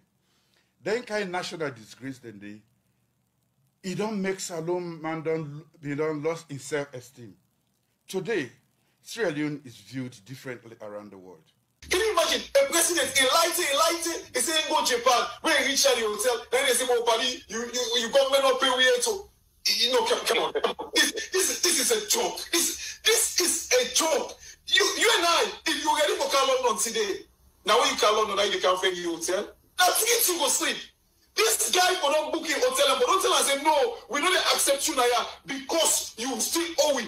But you can lie, then can't lie there. Say that when you reach that hotel, then they tell you, say, no, you last government, they owe you. No, seriously, Juma, you know, I make with the question you ask me, say, if we want to give Madam back another chance, if Salon people then do them, then they sign a death warrant.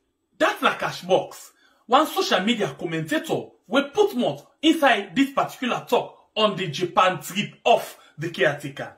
The Africanist press not waste any time. They go back to the archive and then what they do? They pull all the list of the visitors them we don't go to Japan and the one them we don't come inside Sierra Leone from Japan. The Africanist press not up there. Then go before and talk say this trip where caretaker bio the talk say it go pay debt for the last government in Japan. In CSF care go about $270,000. La read this thing for you. Then say President Madabio still withdraw about $270,000 from the National Treasury for his 5-day trip to Japan in 2019. $91,601 per diem for himself and $36,587 for his wife, even though they were both traveling together. This is also despite the fact that the logistics and protocol for his visit had been arranged by the host government, that's not Japan. This now the list of the money them where they withdraw. And they show all the list and transaction of the money them where they withdraw. This again don't draw plenty people their attention. Femi Claudius-Cole, the leader for the Unity Party, they get a different angle where it take concerning the caretaker in Japan trip. And waiting in as a leader of your party be the expect from the caretaker. Okay, I want to talk in the common sense. Because let me tell you something. If me a president of Sierra Leone, I get opportunity. You know how far 98.1 they go? That is probably one of the most listened to morning shows in Sierra Leone. Me get that kind of audience there for talk to me people there. I know they can't talk, but that's why I go pay. Okay, that's why I go pay the money you. Not for that way where I go pay. Now you know the excuse way I they can't give you now. Now waiting I go pull where I go Japan, now they tell you. Who's benefit partner me come back na salon where I come out Japan, now they tell you. Not for the debt where you go pay. Not for the debt. Honestly, to me, it make you feel like I say, the panel really they look at the big picture. You know, they look at the big picture. They're asking you hard questions. They're asking you questions where the public would like to ask you. And you have an opportunity to talk to me. You they tell you about that's where you go pay. I mean, how simplistic is that? What did you get from Japan? Now you know the question. What in Japan they can do for we? And who stay with the left for work and the one world? They spend money, they bigger. When? He said we not for disconnect. Because it clean the image of the country where it can go so. Okay, well it do so now. It don't clean where it do now. It do so now. Thank you very much. Now that money the way would they take the waka all about. Let us invest it in the children. Let us invest it in our hospitals. Yeah, let us not build investment they go for. But where? Huh? You know, where? Well, if you are traveling to all these places and you have something tangible to show the Sierra Leonean people, publicize it. Let us appreciate you. Let us bless you. Let us pray for you for long life and well body. Then we begin to say, from where this go Japan, una they see, una they hear all the benefits will come from Japan. But what I say is this. What we need now is a president who is going to move Sierra Leone's economy, the lives of the Sierra Leoneans forward. If we don't know more the bluff with grants, we don't know more the bluff with bega, we don't know more the bluff with aid, how much longer? Then at that stage, I've been to money, they talk about the Athens of West Africa. Do you know how we got to that image of the Athens of Africa? It was put in the right man in the right job, regardless of where he's from. Putting the person who is qualified to deliver there, whether you like him or you hate him, not your friend, but the man who delivers or the woman who delivers. What do you think about all of this? Drop your comments down in the comment section. Feel free for share this. Yes. Dana, things that are an important reference, because at that point, the president, if you remember by April, the president decided for respond directly to the Africanist press and then try for trivialize, for minimize the significance of the publications. And this now after all government people and the agents and don't fail for defend the government. So he decides to make himself come out. So the advisor will come out. So then do this media parade. So I can always refer to them as the last ditch effort of the president and in business allies and in media agents for rescue the administration from this exposure by the Africanist press. We fail anyway, because the equivalence of this now, like where somebody don't commit a crime, you go hire a lawyer for can defender, then the lawyer rehearse for can a court, and then you put your client in court as you begin do testimony no more than the prosecution grab and say, objection, my lord, the witness don't already lie. So that was what we did actually. So the president decided for invent a lie for rationalize in the travel way they travel, say in the benefit of Sierra Leone, to the extent that even Salome being a bad image with Japan and all that. But what he did not understand was that was the second time he made that statement. The first time when we published the first article, we will talk about in trip to Lebanon and in trip to, and the over $500,000 that they spent in December vacation, the December travel. You remember Ghana, I think it was Rawlings' funeral or something like that, one event or inauguration. I forgot the event, but he addressed Sierra Leoneans. He talked, say, Iguna, one Asian country. We say, go, they're not being given enter the hotel, he get for pay that, but not be named the country. So since then, from that point, I think we check all in travel, because we have the records of every side the president don't go for the last 4 years within the power, every country, some trips that he had made to places that Sierra Leoneans do not know. We know about those ones. We haven't published those yet. So it'd be easy for you to see exactly the country that I was talking about in Asia. Because China and Japan. So we don't map out these two. We wait. We say, since you don't name the country, we wait, steady the way, name the country. So as it happened, it never take 1 month. I come on and we can announce it in a 98.1. He say, but the thing I find very strange as a journalist, nobody will sit in front of me as a president and claim, I don't go in a social country and don't deny me entry and not fact check that one day and ask, how did that happen? How much you pay? Where the evidence of the pay? But the journalists, they just sit on the nod, yeah, because they have for president, for sitting in front of them to be interviewed and be a privilege for them. You don't understand? So that they did not interrogate the president. They just give the president a platform for trivialize the Africanist press publication. So, but this now what we do. It not take me 24 hours. There and then we just come with the evidence. Say, look, we say Japan. This is not the evidence of Japan. We've never had bad relations with Japan. In fact, since you government kind of power, you don't get 2 officials that we don't go to Japan before you go there. We show all the evidence of people that will come out from Japan for Cam, Salon. For 30 years, we showed the record of the relationship with Japan, including exchange of visits. And we also went as far as showing how much money the president took from the bank to go. And not only that this trip was even funded by the Japanese government. They did not deny. They never. That was the end of the media parade. We go down at the town hall. There was nothing for him to say, because then we want to build this lie. They can cascade them into the town hall. So it was a failed attempt by his media handlers, media agents, or these agents in the private media, and some of his business allies for rescue the image of the government from the exposure. It failed. And since then, the government not able to come up anywhere, because once the president come out and fumble in that way, there's nobody in the administration that will be able to respond. So that is how the last effort for response to the Africanist movement, the Africanist press, failed completely. Okay. So Dana, one example of what has now become state lies from the presidency regarding how government conducts its affairs. And this takes us now to what is currently the conflict between the presidency and the audit service. So, Olande, listen to this one. When they come back just now, just listen to this. So, as I say, we are part of government, and government generally not get money. We're not oblivious of that fact, because the ones they wait from the citizen and the things that the government want for the government priorities, then plenty. So, government not get money. But I have to be true when I talk about this.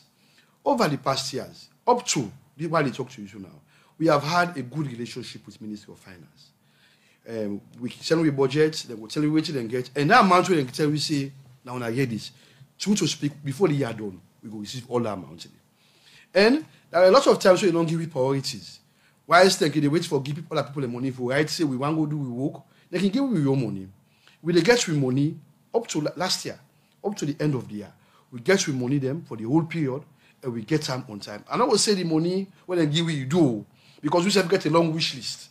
But based on what they know, allocate to we, and what we can get, we can receive them. This year we not receive nothing. So from January to it don't be the 18th of March, we not receive money, and this is worrisome a little bit. So you think say the back and forth memo don't they come up between on our office and that of the Ministry of Finance responsible for the delay? I know one specifically say so.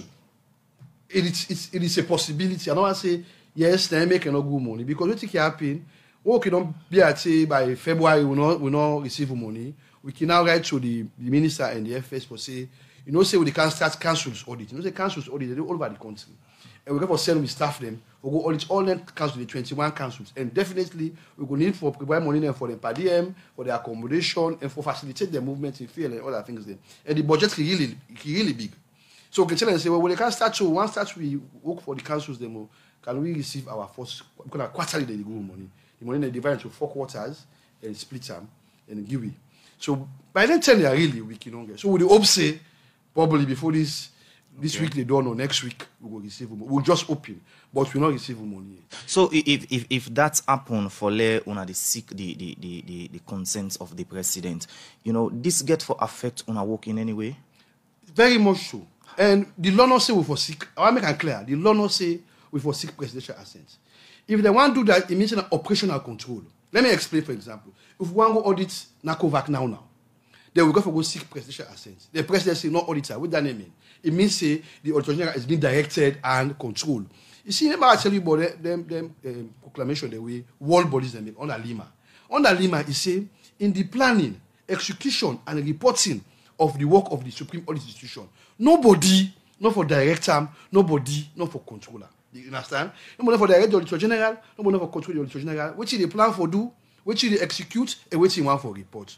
So therefore, if that can be the situation, anything we want to do any audit, or in what we call like special audit, we want to report on separately, we need to go to president's post for them to give assent.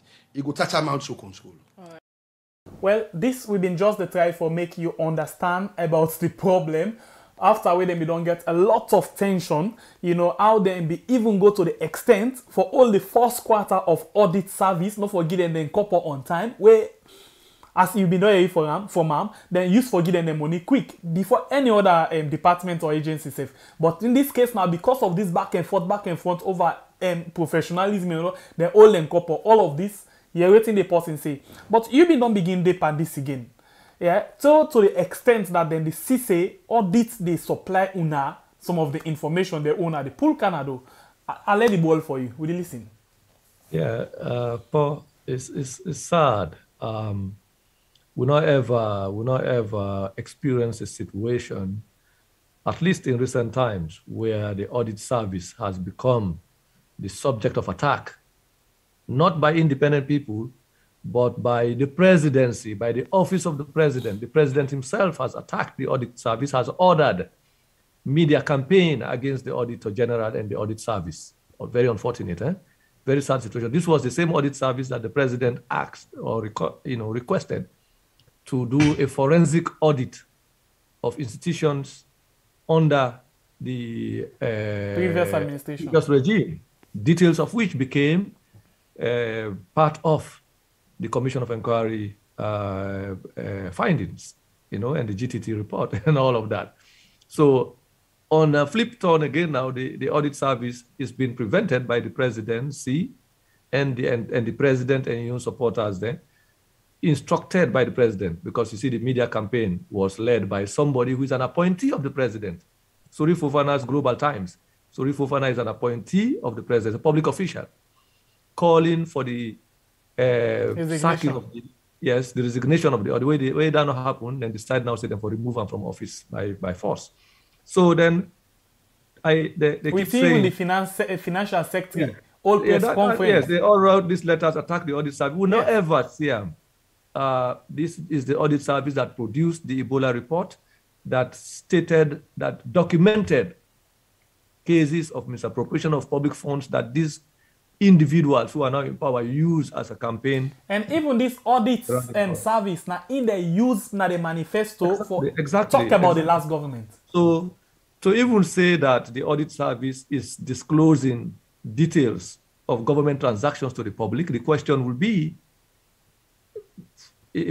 what is the government trying to hide that they think the public should not know regarding their use of public money? That's not the question. So, but this is the thing.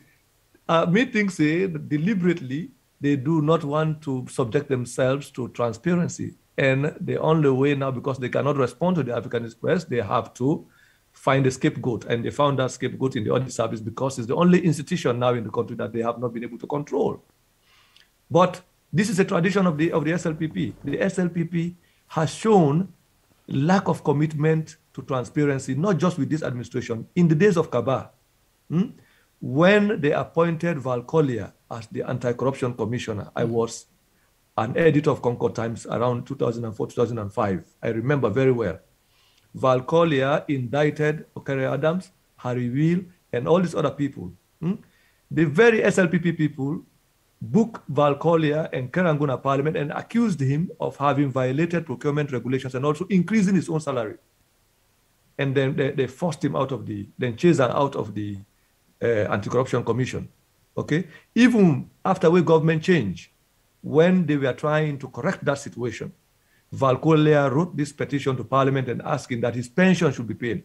SLPP members of Parliament protested in the previous Parliament under the APC time that he should not be paid his pension. The documents are there. Now, this was in 2005. In 2021, how many years? 2005, 2015 is 10 years. Basically, over 15 years now, again, the SLPP has repeated the same thing, where since they are comfortable with the Anti-Corruption Commission and the Anti-Corruption Commission is doing their bidding, they are not comfortable with the audit service. They have now decided to also chase the audit service, the Auditor General and the Deputy out of office because the audit service is trying to hold them accountable or enforcing transparency mechanism on them. And this is just within these 15 years. Going back in the 60s, the same SLPP administration had chased an Auditor General out of office, is in the records. So we are dealing with a tradition of the SLPP. And so these are the same people where they talk, say, Tijan Kaba built institutions, democratic institutions, but it's the same Tijan Kaba under whose term one of the most prominent anti-corruption, one of the best anti-corruption commissioners we've had. Yeah, Val Collier, myself remember. Val Collier was hounded out of office because Val Collier prosecuted people who were blue-eye boys of Tijan Kaba, Okere Adams, Harry Wheel, to the extent that Val Collier said, don't indict 5 ministers. Tijan Kaba made a statement at the British Council when he launched the 2005 anti-corruption strategy. He said openly, the Anti-Corruption Commission don't make in government so unpopular that now if he's trying to appoint people in the public service, nobody want for Kenya, nobody want to be associated with the government of a corrupt government. So people don't agree appointment again. So that was the last public event that Val Collier was present with Tijan Kaba. After that, a few months later, he was chased out of the anti-corruption. Glad you come now. Fast forward to waiting the happen.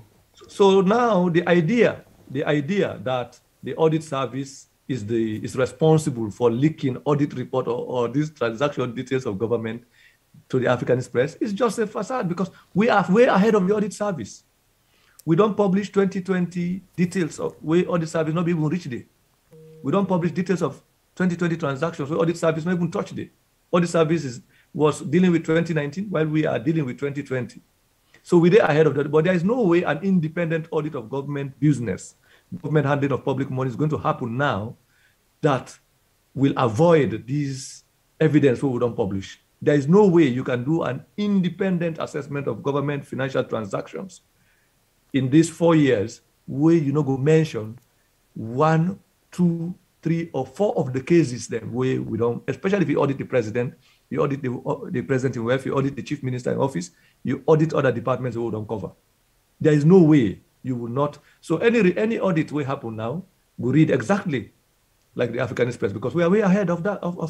So the question now I ask you, now they don't set up a tribunal for looking to what they refer to as unprofessional conduct of the Auditor General and one of in deputy. This, what do you want, what are you comment we will give on this tribunal and how you feel say we there in terms of accountability? It's plain insult to the people of Sierra Leone. I mean, how can somebody who is living of taxpayers' money, the salary, the benefit, the housing, the car, the fuel, the water, everything that Madabio, his wife and family are living on now comes from our taxpayers' money. And because you're using public money, you are going to be held accountable. You get to answer questions regarding how you don't use public money. It's not your private money. So how you go spend public money where the whole country gets? You expect that nobody should ask you a question regarding explain A, explain B, explain C. If you don't explain them properly, the people are going to be informed. So you cannot, if you do not want to be inspected, you do not want to be audited, you do not want to be asked about how you spend money, don't go near public office. You have no business being in power if you do not want to be asked these questions. If you do not want people to interrogate the way you are running the state, how you are living and conducting affairs, don't go to public office. Nobody begged you to come here. So if you don't take up the responsibility for preside over the running of the state, you are also, by extension, have to be the subject of scrutiny by the people or the representatives of the people who are tasked with that responsibility to do that. So to reverse and then decide to chase those people who are supposed to, who the people have appointed or who represent the people to inspect your handling of the public money is in itself an insult to the people of Sierra Leone. So whether it's now or tomorrow or day after tomorrow, Madabio and all those people who are responsible for this massive loot of the public money are going to be held responsible. So right now, because they are in power, because they control the courts, because they control the police, because they control the army, they control the jails, they control everything, they think they are the law. You see, you can connect certain things then. If you listen, fine, wait till you talk, you take one issue and connect onto the other. If you don't connect one, just hold on. Let play for you another clip. We get for do with the chance rebuilding. And this now one of your favorites again. We now the thing that we wanna publish in terms of publication they wanna can make an investigation. Listen to the Anti-Corruption Commissioner where they come back just now for can talk about them. So from 2012, the $2 million was available. The contract for the renovation itself was signed in December 2016. The original contract for the renovation of the UN, the Sierra Leone Permanent Mission House in New York, was $2,560,000. That was the first contract. The contract price after change orders, including the addition of 2 floors, was increased from $2,560,000 to $5,295,555. That means we had a situation whereby $2.5 million was initially agreed. It was the contract price. The contractor signed that will renovate. For some reason, somebody changed this and increased that amount to $5,295,000 plus. The additional to the original contract price is $2,725,555. That is above 100% of the original contract price. None of the payments that make up the 88.8% of the money that has been paid to the contractor followed even the terms of the contract itself that was signed. For example, before a payment is done, there has to be an approval by an architect who will look at work done and confirm that this percentage of work has been done and completed, therefore you can proceed to pay. At no time was that followed. There is a second $2 million which was allocated for this construction after 2018. Again, that $2 million was received in Sierra Leone. Some of it was sent to New York, and some of it fell into private hands. Now,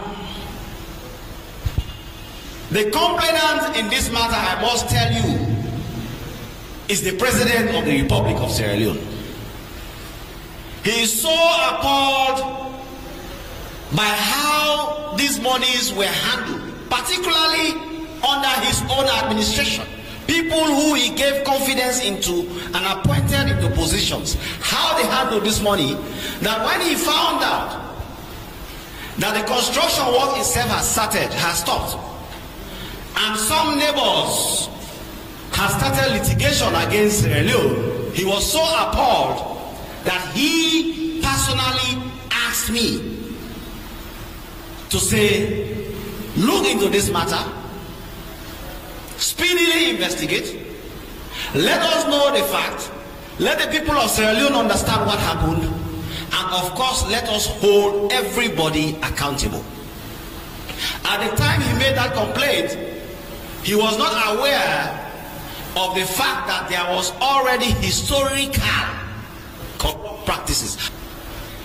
If money came for the construction of a Sierra Leone permanent mission in New York, and the payment and the contract started in 2012, heading to 2016, and the first transfer in that regard happened in 2016, we will be a very irresponsible commission if we start the investigation from 2018 alone. It will be unprofessional. It will go against the standards of meaningful investigation. And that is why we are not bothered about the political conversations around this. We are professionals. We stick to the facts. The following people were of interest in this investigation, and all of them have been interviewed. Some of them are on bail. The first person is Dr. Ali Kabari, ambassador of Sierra Leone to Egypt, who was until recently the permanent rep to the UN. Another permanent rep who was of interest to the investigation was Dr. Francis Kaikai, the Minister of Planning and Development. Also, Richard Solomon Ralph Williams, the Accountant General, currently was also interviewed. We have spoken to Florence N. Bangali, the Director General and Ambassador at Large. We have spoken to the Principal Accountant in the Ministry of Foreign Affairs and International Cooperation, Septimus Jenkins Johnson. We have spoken to Dr. Samura Matthew Wilson Kamara, who was Minister of Foreign Affairs at some point during this period. We have spoken to Mrs. Nabila Farida Tunis, who was until recently the Minister of Foreign Affairs.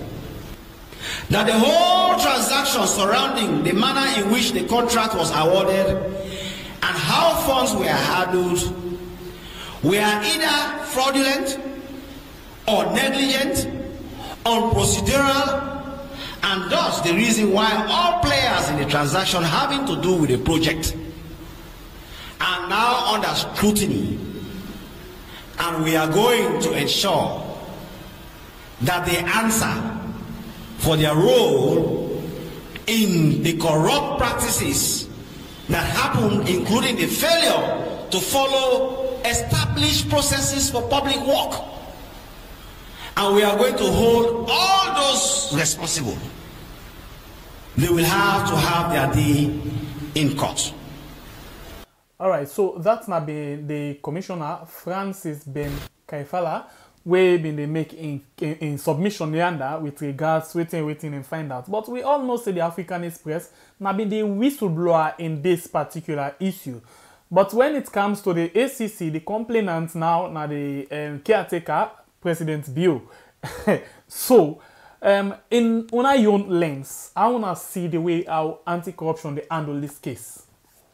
It is pure dishonesty and rubbish. To be honest with you, is an insult to the people of Sierra Leone, because the evidence is clear. Nobody, everybody in the country, including everybody locally, internationally, knows that the Africanist press, we exposed that story. And if the government, they claim they were aware of this, something that happened in 2016, how can they organize forensic examination? They were, in fact, this is the thing. The construction that led to this court case did not start in 2016. This was 2019. Okay, 2019 transaction, 2020, February. The contractor seek permission from the New York Department of Buildings for start the construction, we not continue. Okay, so, but it's always the case. We showed exactly evidence showing monies that were sent to New York, $4.6 million in total to New York in 2019, between February 2019 to September 2019, and then send that money there. Now, how can you indict somebody who was minister in 2016 for money that went missing in 2019? But it just shows the same thing. Now, when they come to the first day, they say they go for 14 years. But you're not going to do indictment on that one day, because if you say go indict the other first lady, you go for indict this other first lady where present. So I think say the people of, this is the thinking that the people of Sierra Leone, then take the people of Sierra Leone, say they not get sense. Not knowing that the games they are playing is so childish and so open to the general public. But it comes to one thing, the Mother Bio don't identify, perhaps he thinks that Samura Kamara is the strongest challenger to him. So he is using the corruption of his own officials as a case against somebody that has nothing to do with the transactions in question. You don't understand? They know that one, the evidence is there. They know that this money that they're talking about was stolen by them, by their own officials. In fact, this was why they had to remove Ali Kabar from New York. This is why they even changed the previous foreign minister. They not ever they want for cover this. If we not be exposed this, because they're not going to know it anyway, so they have to find somebody else who has no power. So they just take advantage, say that they control the court, that they control the police, that they determine what the law say. But there is no evidence here that links the APC to this transaction. In fact, the APC renovations, when they talk about, was carried out in 2015. Okay, there's an audit in 2017. We already discussed that one. What the audit report said in 2017, 2018 was that what did we talk about? The elevator. Okay, the renovation will be an elevator that they questioned regarding value for money. This construction we are talking about that led to the court case was one that was sponsored by them, that was carried out by them, and they hired the contractor, Montesi. Okay, now they try to change the case and pretend, because they have to pretend to the international partners here. But the danger now is, if they are not careful, Sierra Leone is going to lose the building. Just last week, I was even invited to the court conference where the lawyers representing even the contractor and the mission talk say, then they asked the court for the court allow them for free themselves from the case, because they don't find out, since they were hired to represent both the mission and this contractor, David Montesi, then their clients are not cooperating. They are not providing them with the evidence and information for defend. So, in other words, with the lost case now, US, then the pressure now they are using the case in Freetown now for pretend to the international partners say they don't already hold people responsible when they don't keep. In fact, me Naya I was in the hearings the last, I think, 2 weeks ago. In fact, the next call for happened right now. So talk the plaintiffs in the matter don't even decide, say them for they seek permission now for file against the commission, the mission, contempt orders, because they know they pay attention to the court matter. They not hire a lawyer, but they are not even corporate. They are not even taking care of the responsibilities. In fact, when you listen to that commission press conference, it's different. What Francis say and what put in the indictment, that the case, completely two different issues. Number one, he talks monies that were transferred in 2019, were 2 million, which is not even that. It is 4.6 million. He said, so who are the people who were in charge? Who was the minister? Who were the ambassadors at the time? So the people were responsible for the corruption, that then people don't use as witnesses against people, against their political opponents. So this is a clear example. This brings me to a question of the charges where they give to Samora Kamara. Exactly. And say it deceived the principal, and then it make the country lost money. Yes, but this is not the thing. From the beginning, we don't talk, say, Mother BO been used anti-corruption or corruption as a shield for carry out a war against the opposition. And this is a clear example. But the thing that they are making, the mistake they are making is that the whole world is watching them. And the hypocrisy and pretense within this, so the whole world is watching. But this we commit for produce more evidence of this situation, showing that the Ministry of Foreign Affairs has been in corruption and administrative crisis for the longest, the last 3-4 years. We might have become social crisis and corruption. And just cloud the Foreign Affairs Ministry. Even with Francis now, David Francis as foreign minister, they deal with the same thing, covering up corruption. That's happening not just with New York, in Turkey, in different places. They have the stories all over their missions in Europe.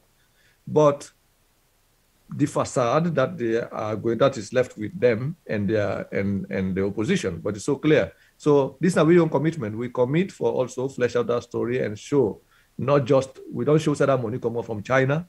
We show when the money went to the bank.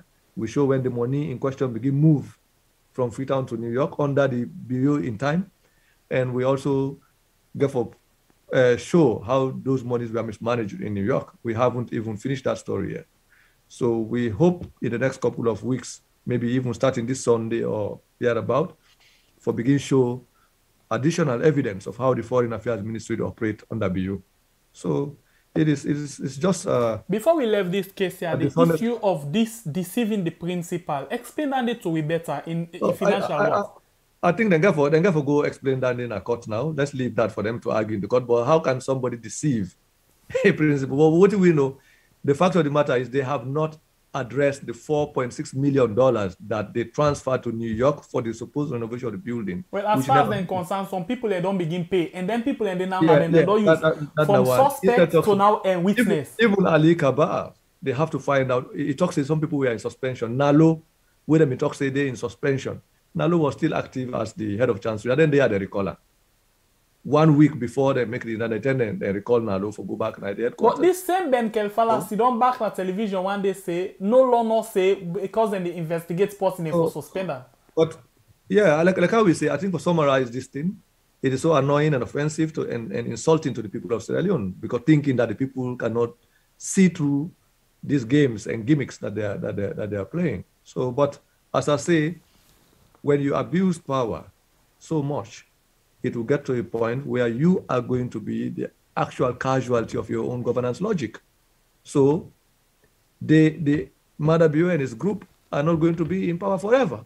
So they are basically laying the foundation for how they are going to be held responsible for all of these actions tomorrow. And the arrogance and the contemptful way, in which they are going about running the state with lack of respect for law and this deceptive approach to governance is going to catch up with them. They are going to be the casualties of their own logic and how they are running government. That is why on our own side, we are not worried about these things, because the evidence speaks for itself. And there is going to be, they therefore indict a lot of people, because now when we get to the next period, it's going to be a different case. So now we come to the end of the program. Let's ask you this question. Audit report 2020. Then don't go lay on a parliament. Tell me something. The audit report as it then a parliament, because plenty people get speculation that they go tamper with them, whilst other people get way out and they look with them. In the Africanist perspective, the audit report, what you think? They come out or they go tamper with them? I think so. We don't highlight, the important part is we don't highlight what is responsible for the removal or the suspension, illegitimate suspension of the two senior. Yeah. And the reason is not unconnected to the content of the audit report of 2020. We highlight some of the most unprincipled conduct of the presidency in terms of misuse and looting of public money. And not only that, but the decency in terms of how presidential affairs should be conducted is highlighted.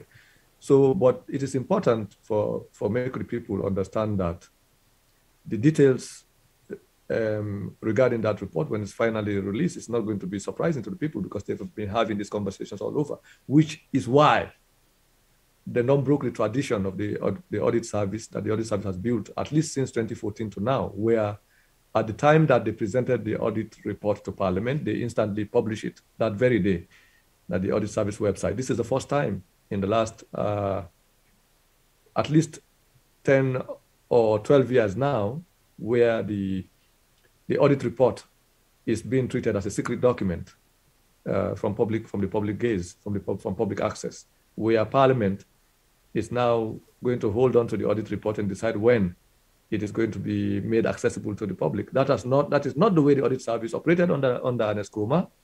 It has not been the way it has operated for the last 2-3 years until now, until when the president, in unprincipled conduct and the misuse of public money, and his wife has become the subject of interrogation.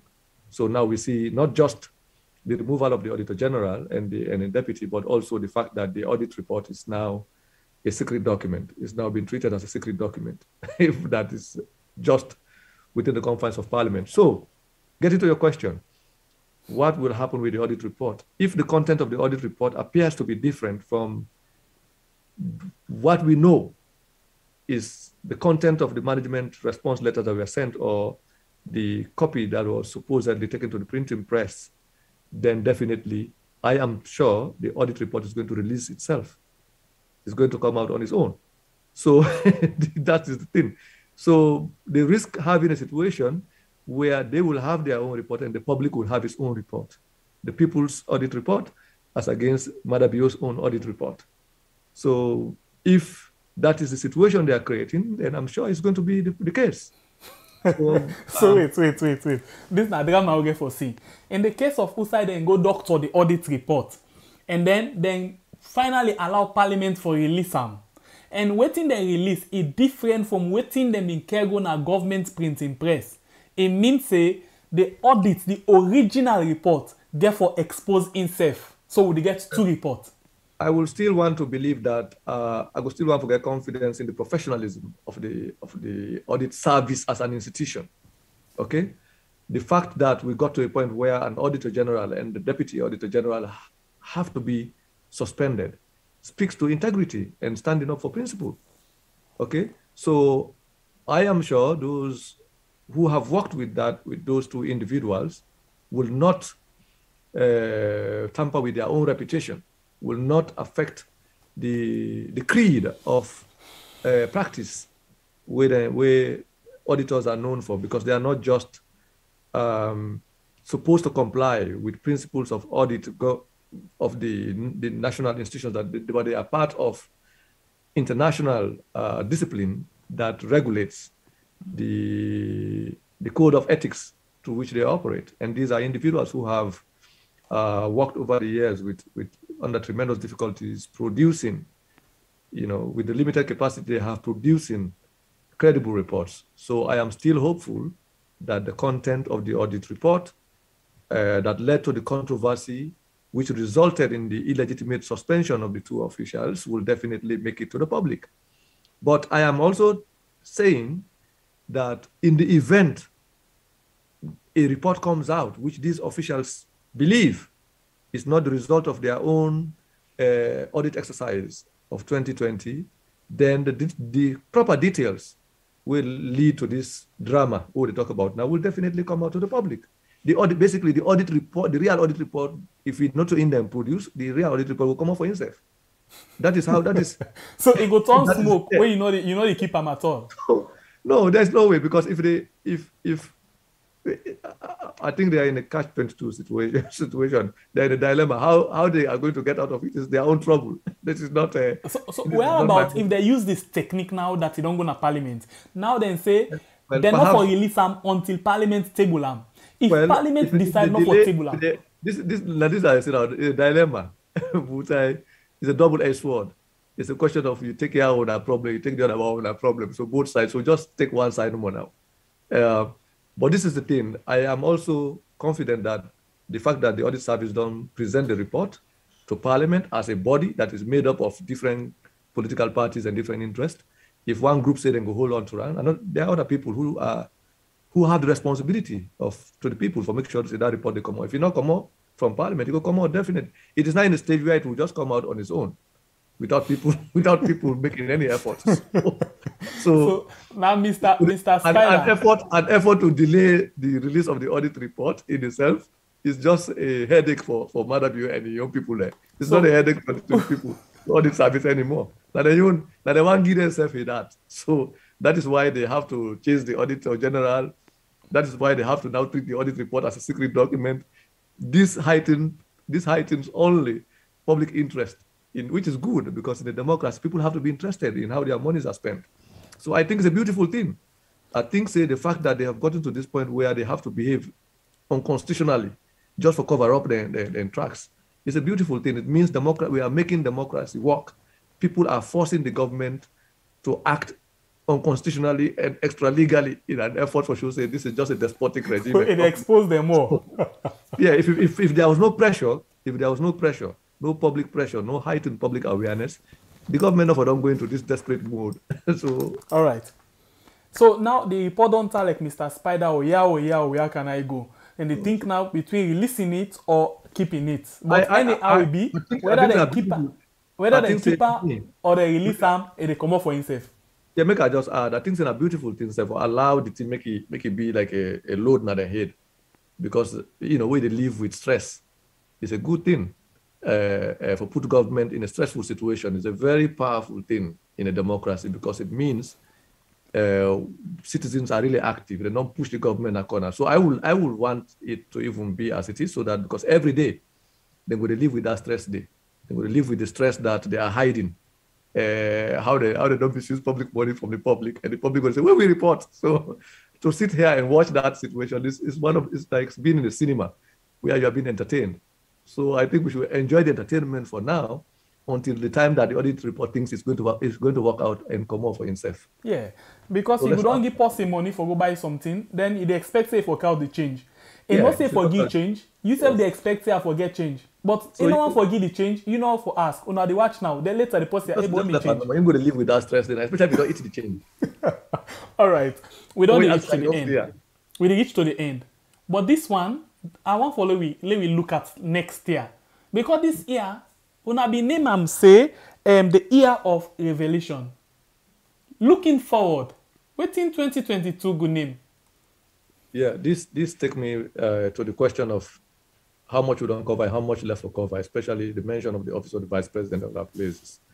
So I don't say for the Africanist press we are still below 25% of the evidence, and we don't spend 12 months. When we started in January and we say 2021 is going to be a year of revelations, people not being things they will go to this far. So we've spent 12 months, week by week, every Sunday, with a register to the people of Sierra Leone, new evidence, a new case of corruption, jaw-dropping evidence.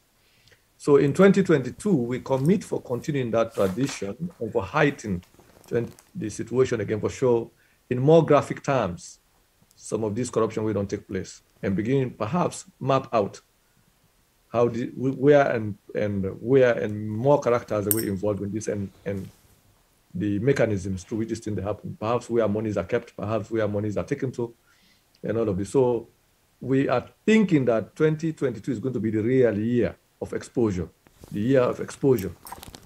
That is what we are hoping and looking forward to. And we are very excited going through the holidays. We want to make people enjoy them Christmas, enjoy New Year, and come on back. Say last year again, that's what we've been saying, that we begin January 5 Now we begin register immediately after New Year. Oh, wait. The year of revelation counts plenty evidence. If the year of exposure they come, I ain't go talek. Well, let's see. But I believe say it will just be a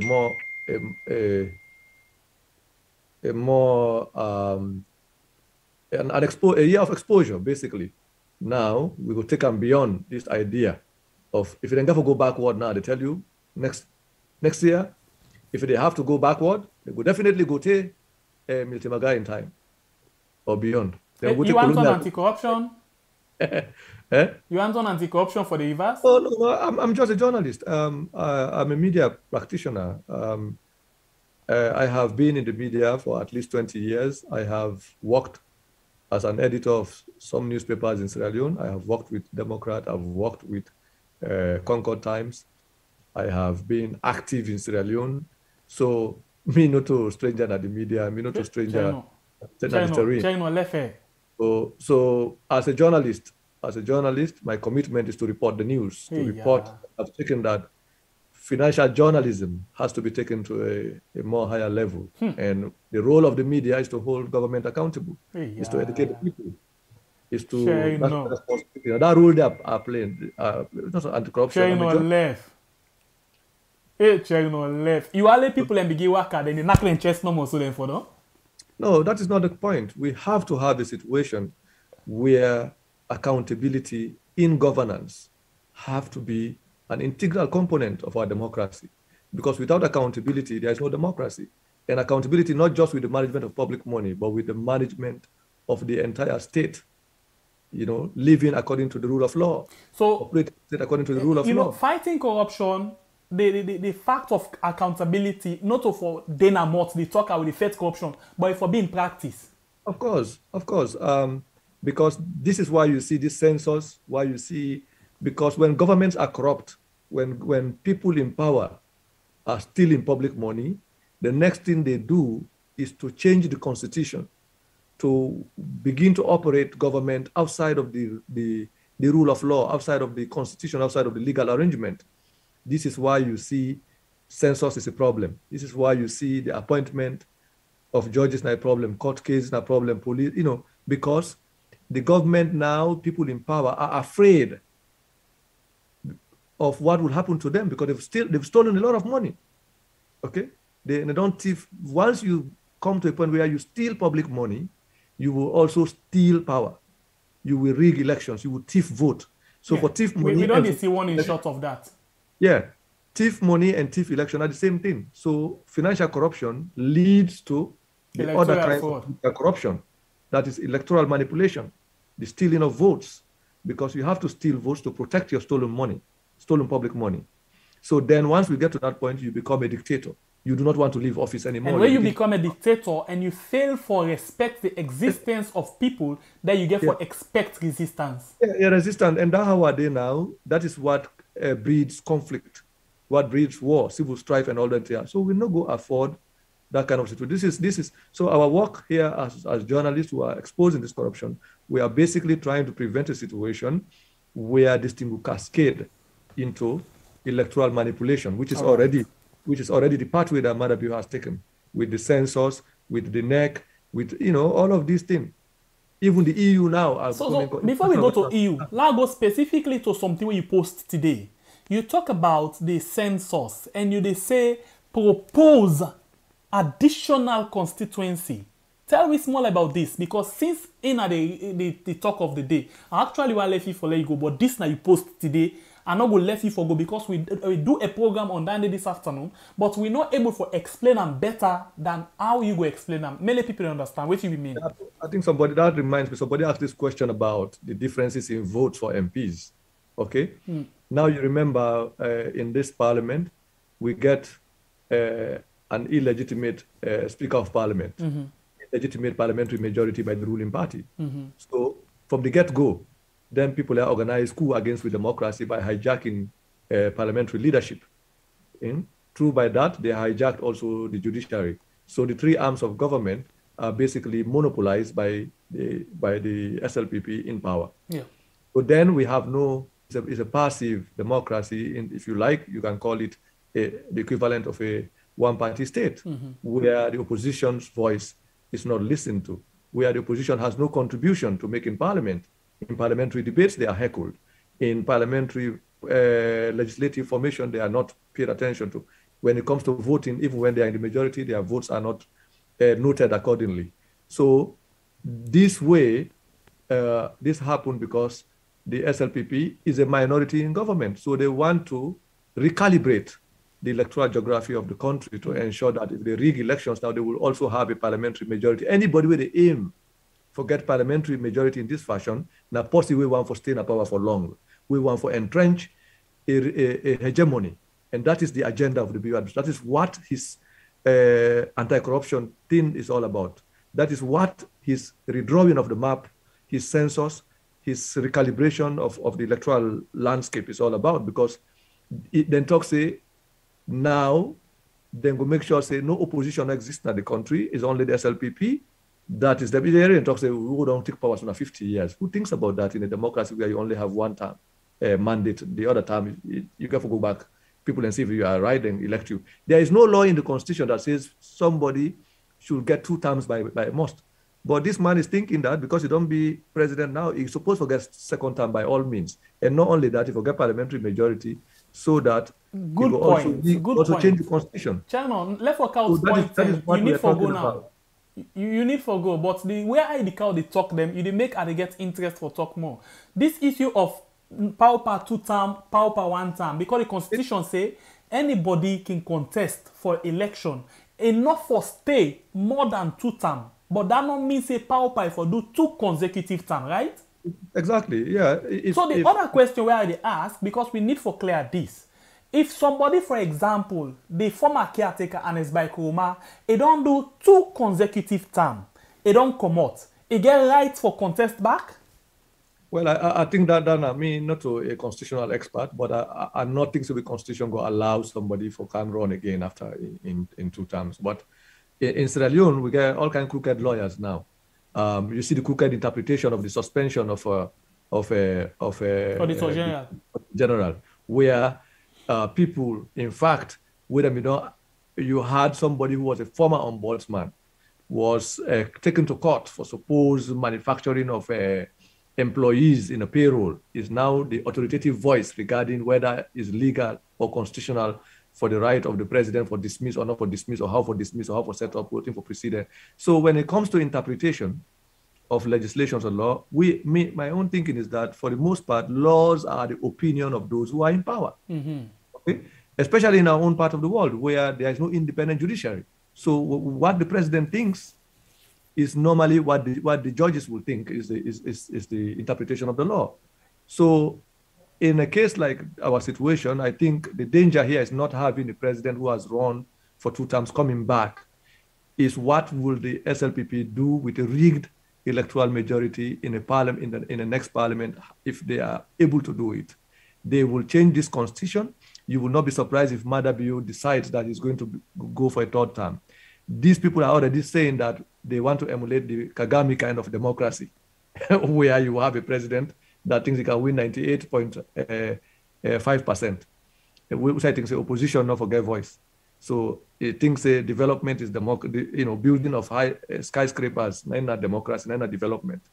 So that is the thinking they have.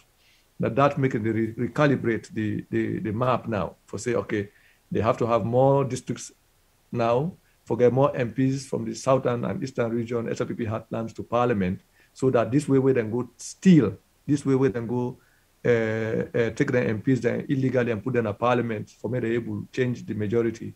It not going to happen next time. That is the whole thing about this fight for census. It's not just about counting or recounting. It's about preparing the landscape for an SLPP BO hegemony. That is the BO's agenda. That's what this thing is all about. It is the reason why they will be offended by an EU statement. It is the reason why they are offended by World Bank criticizing the process leading up to the census, because everybody now is concerned that the census is part of their electoral preparation to rig the next election. Not only rig the next election, to prepare in a post-2023 situation how they are going to entrench a hegemony by ensuring that if they have a rigged parliamentary majority, through a census like this, they are also going to ensure that they don't leave office, because then everything will just go. You see, now they even sign agreements with parliament because they don't want the argument of parliament. Now, and when they finally can have parliament, now FET and they can FET parliament. Exactly. Now, FET, if APC MPs try to make contribution, they are heckled, they are stopped, they are distracted. So we don't have the supremacy of parliament has been bastardized from the very beginning. So that they want to have now a situation where they can legitimize their theft of parliament by a rigged census. So that post is basically indicating that. That is what this thing is all about. I know they ask you any question again. Yeah, definitely. I think say for roundup, make I just say yes, because we supposed to take 2 hours, but we don't take approximately 4 hours. Exactly. This thing is so draining. Myself don't feel exhausted now. Make I just round up by thanking people who have paid attention to this conversation and who for their interest, ongoing interest.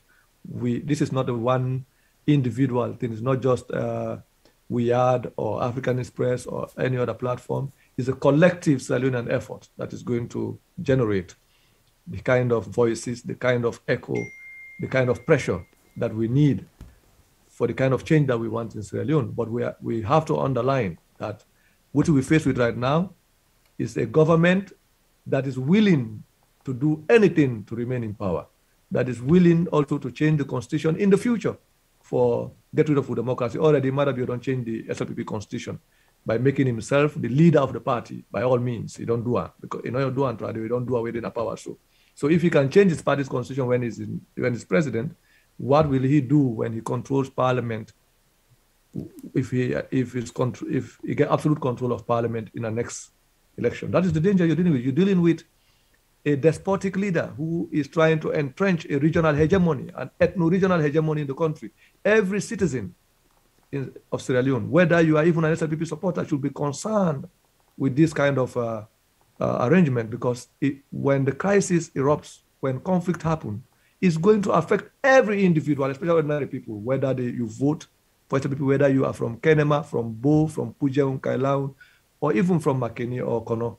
Everybody's going to suffer the consequences. When they are looting public money, the billions and millions of dollars that they're looting is just for the president and his wife and his immediate family members. The SLPP supporters are catching hell, then they suffer. Many of them.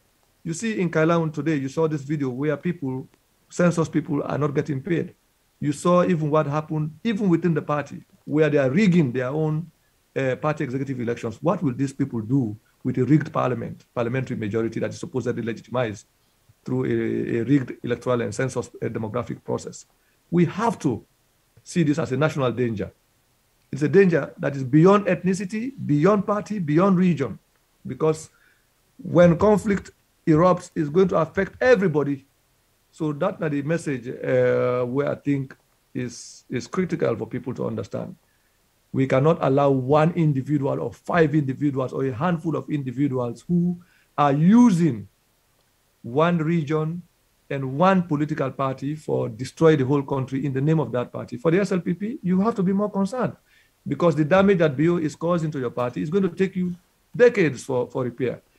In fact, in the history of the country, this is the first time that the SLPP had come to power through an electoral process from an opposition.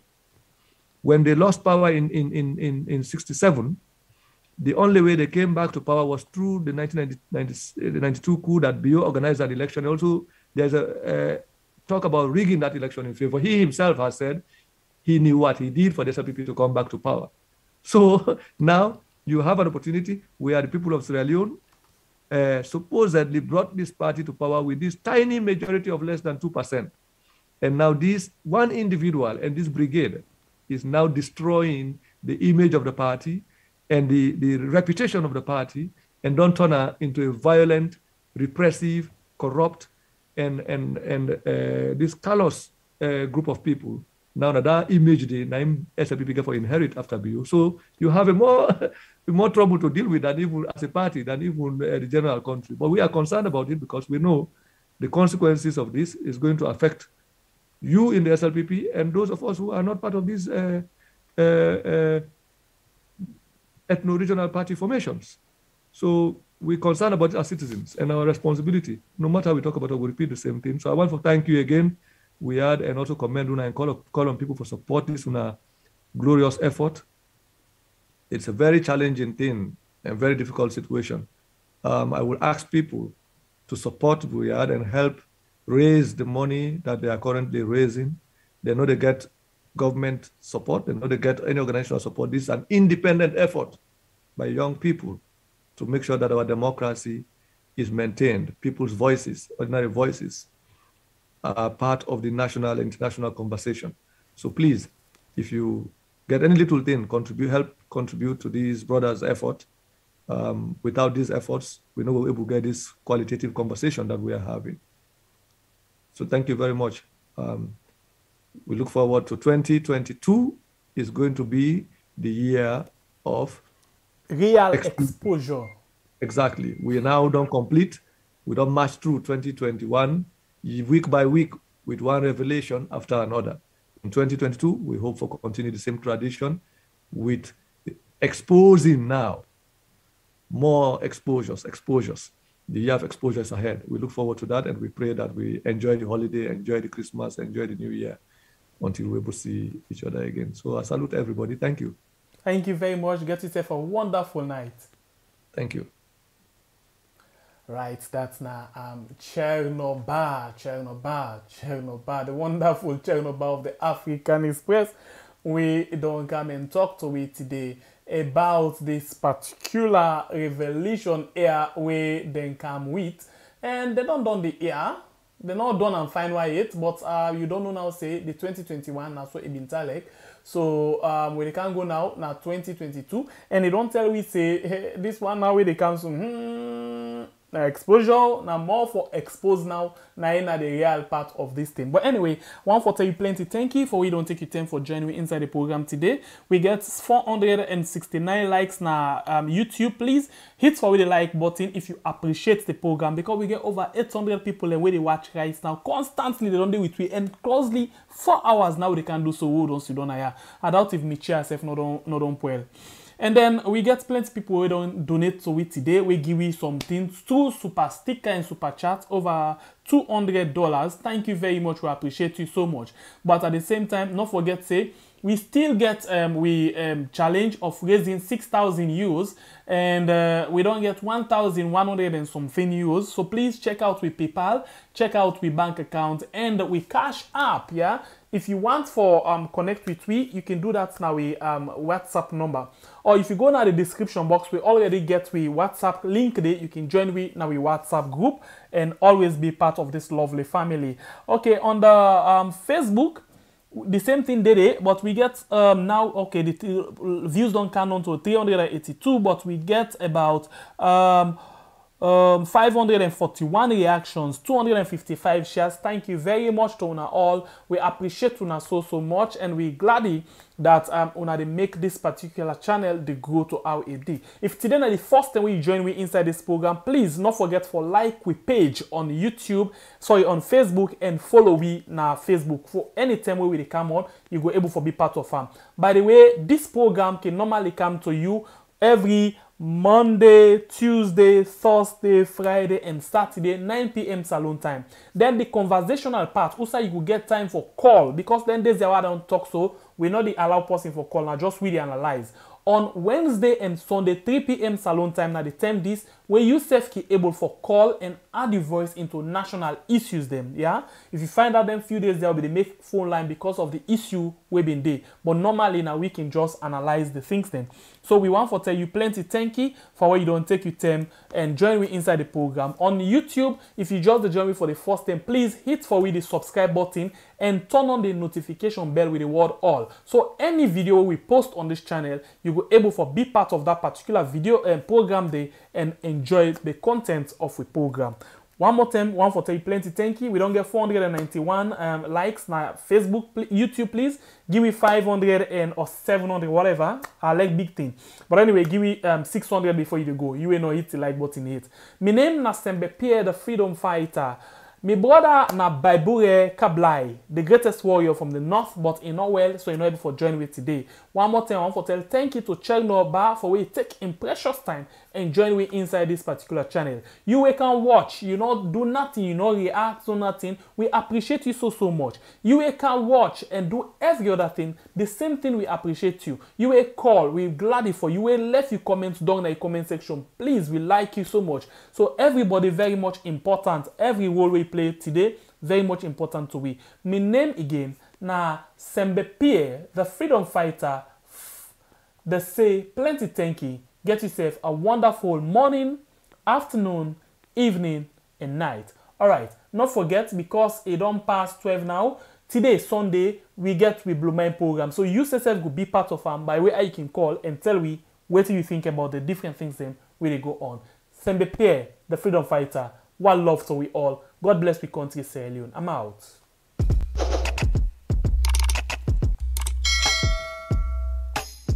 Yes, subscribe. You always the watch we program them, but you not subscribe yet to the channel. All what you get for do, press this red subscribe button, and then you come over here and press this bell. To the bell option, press this one with all. It don't done.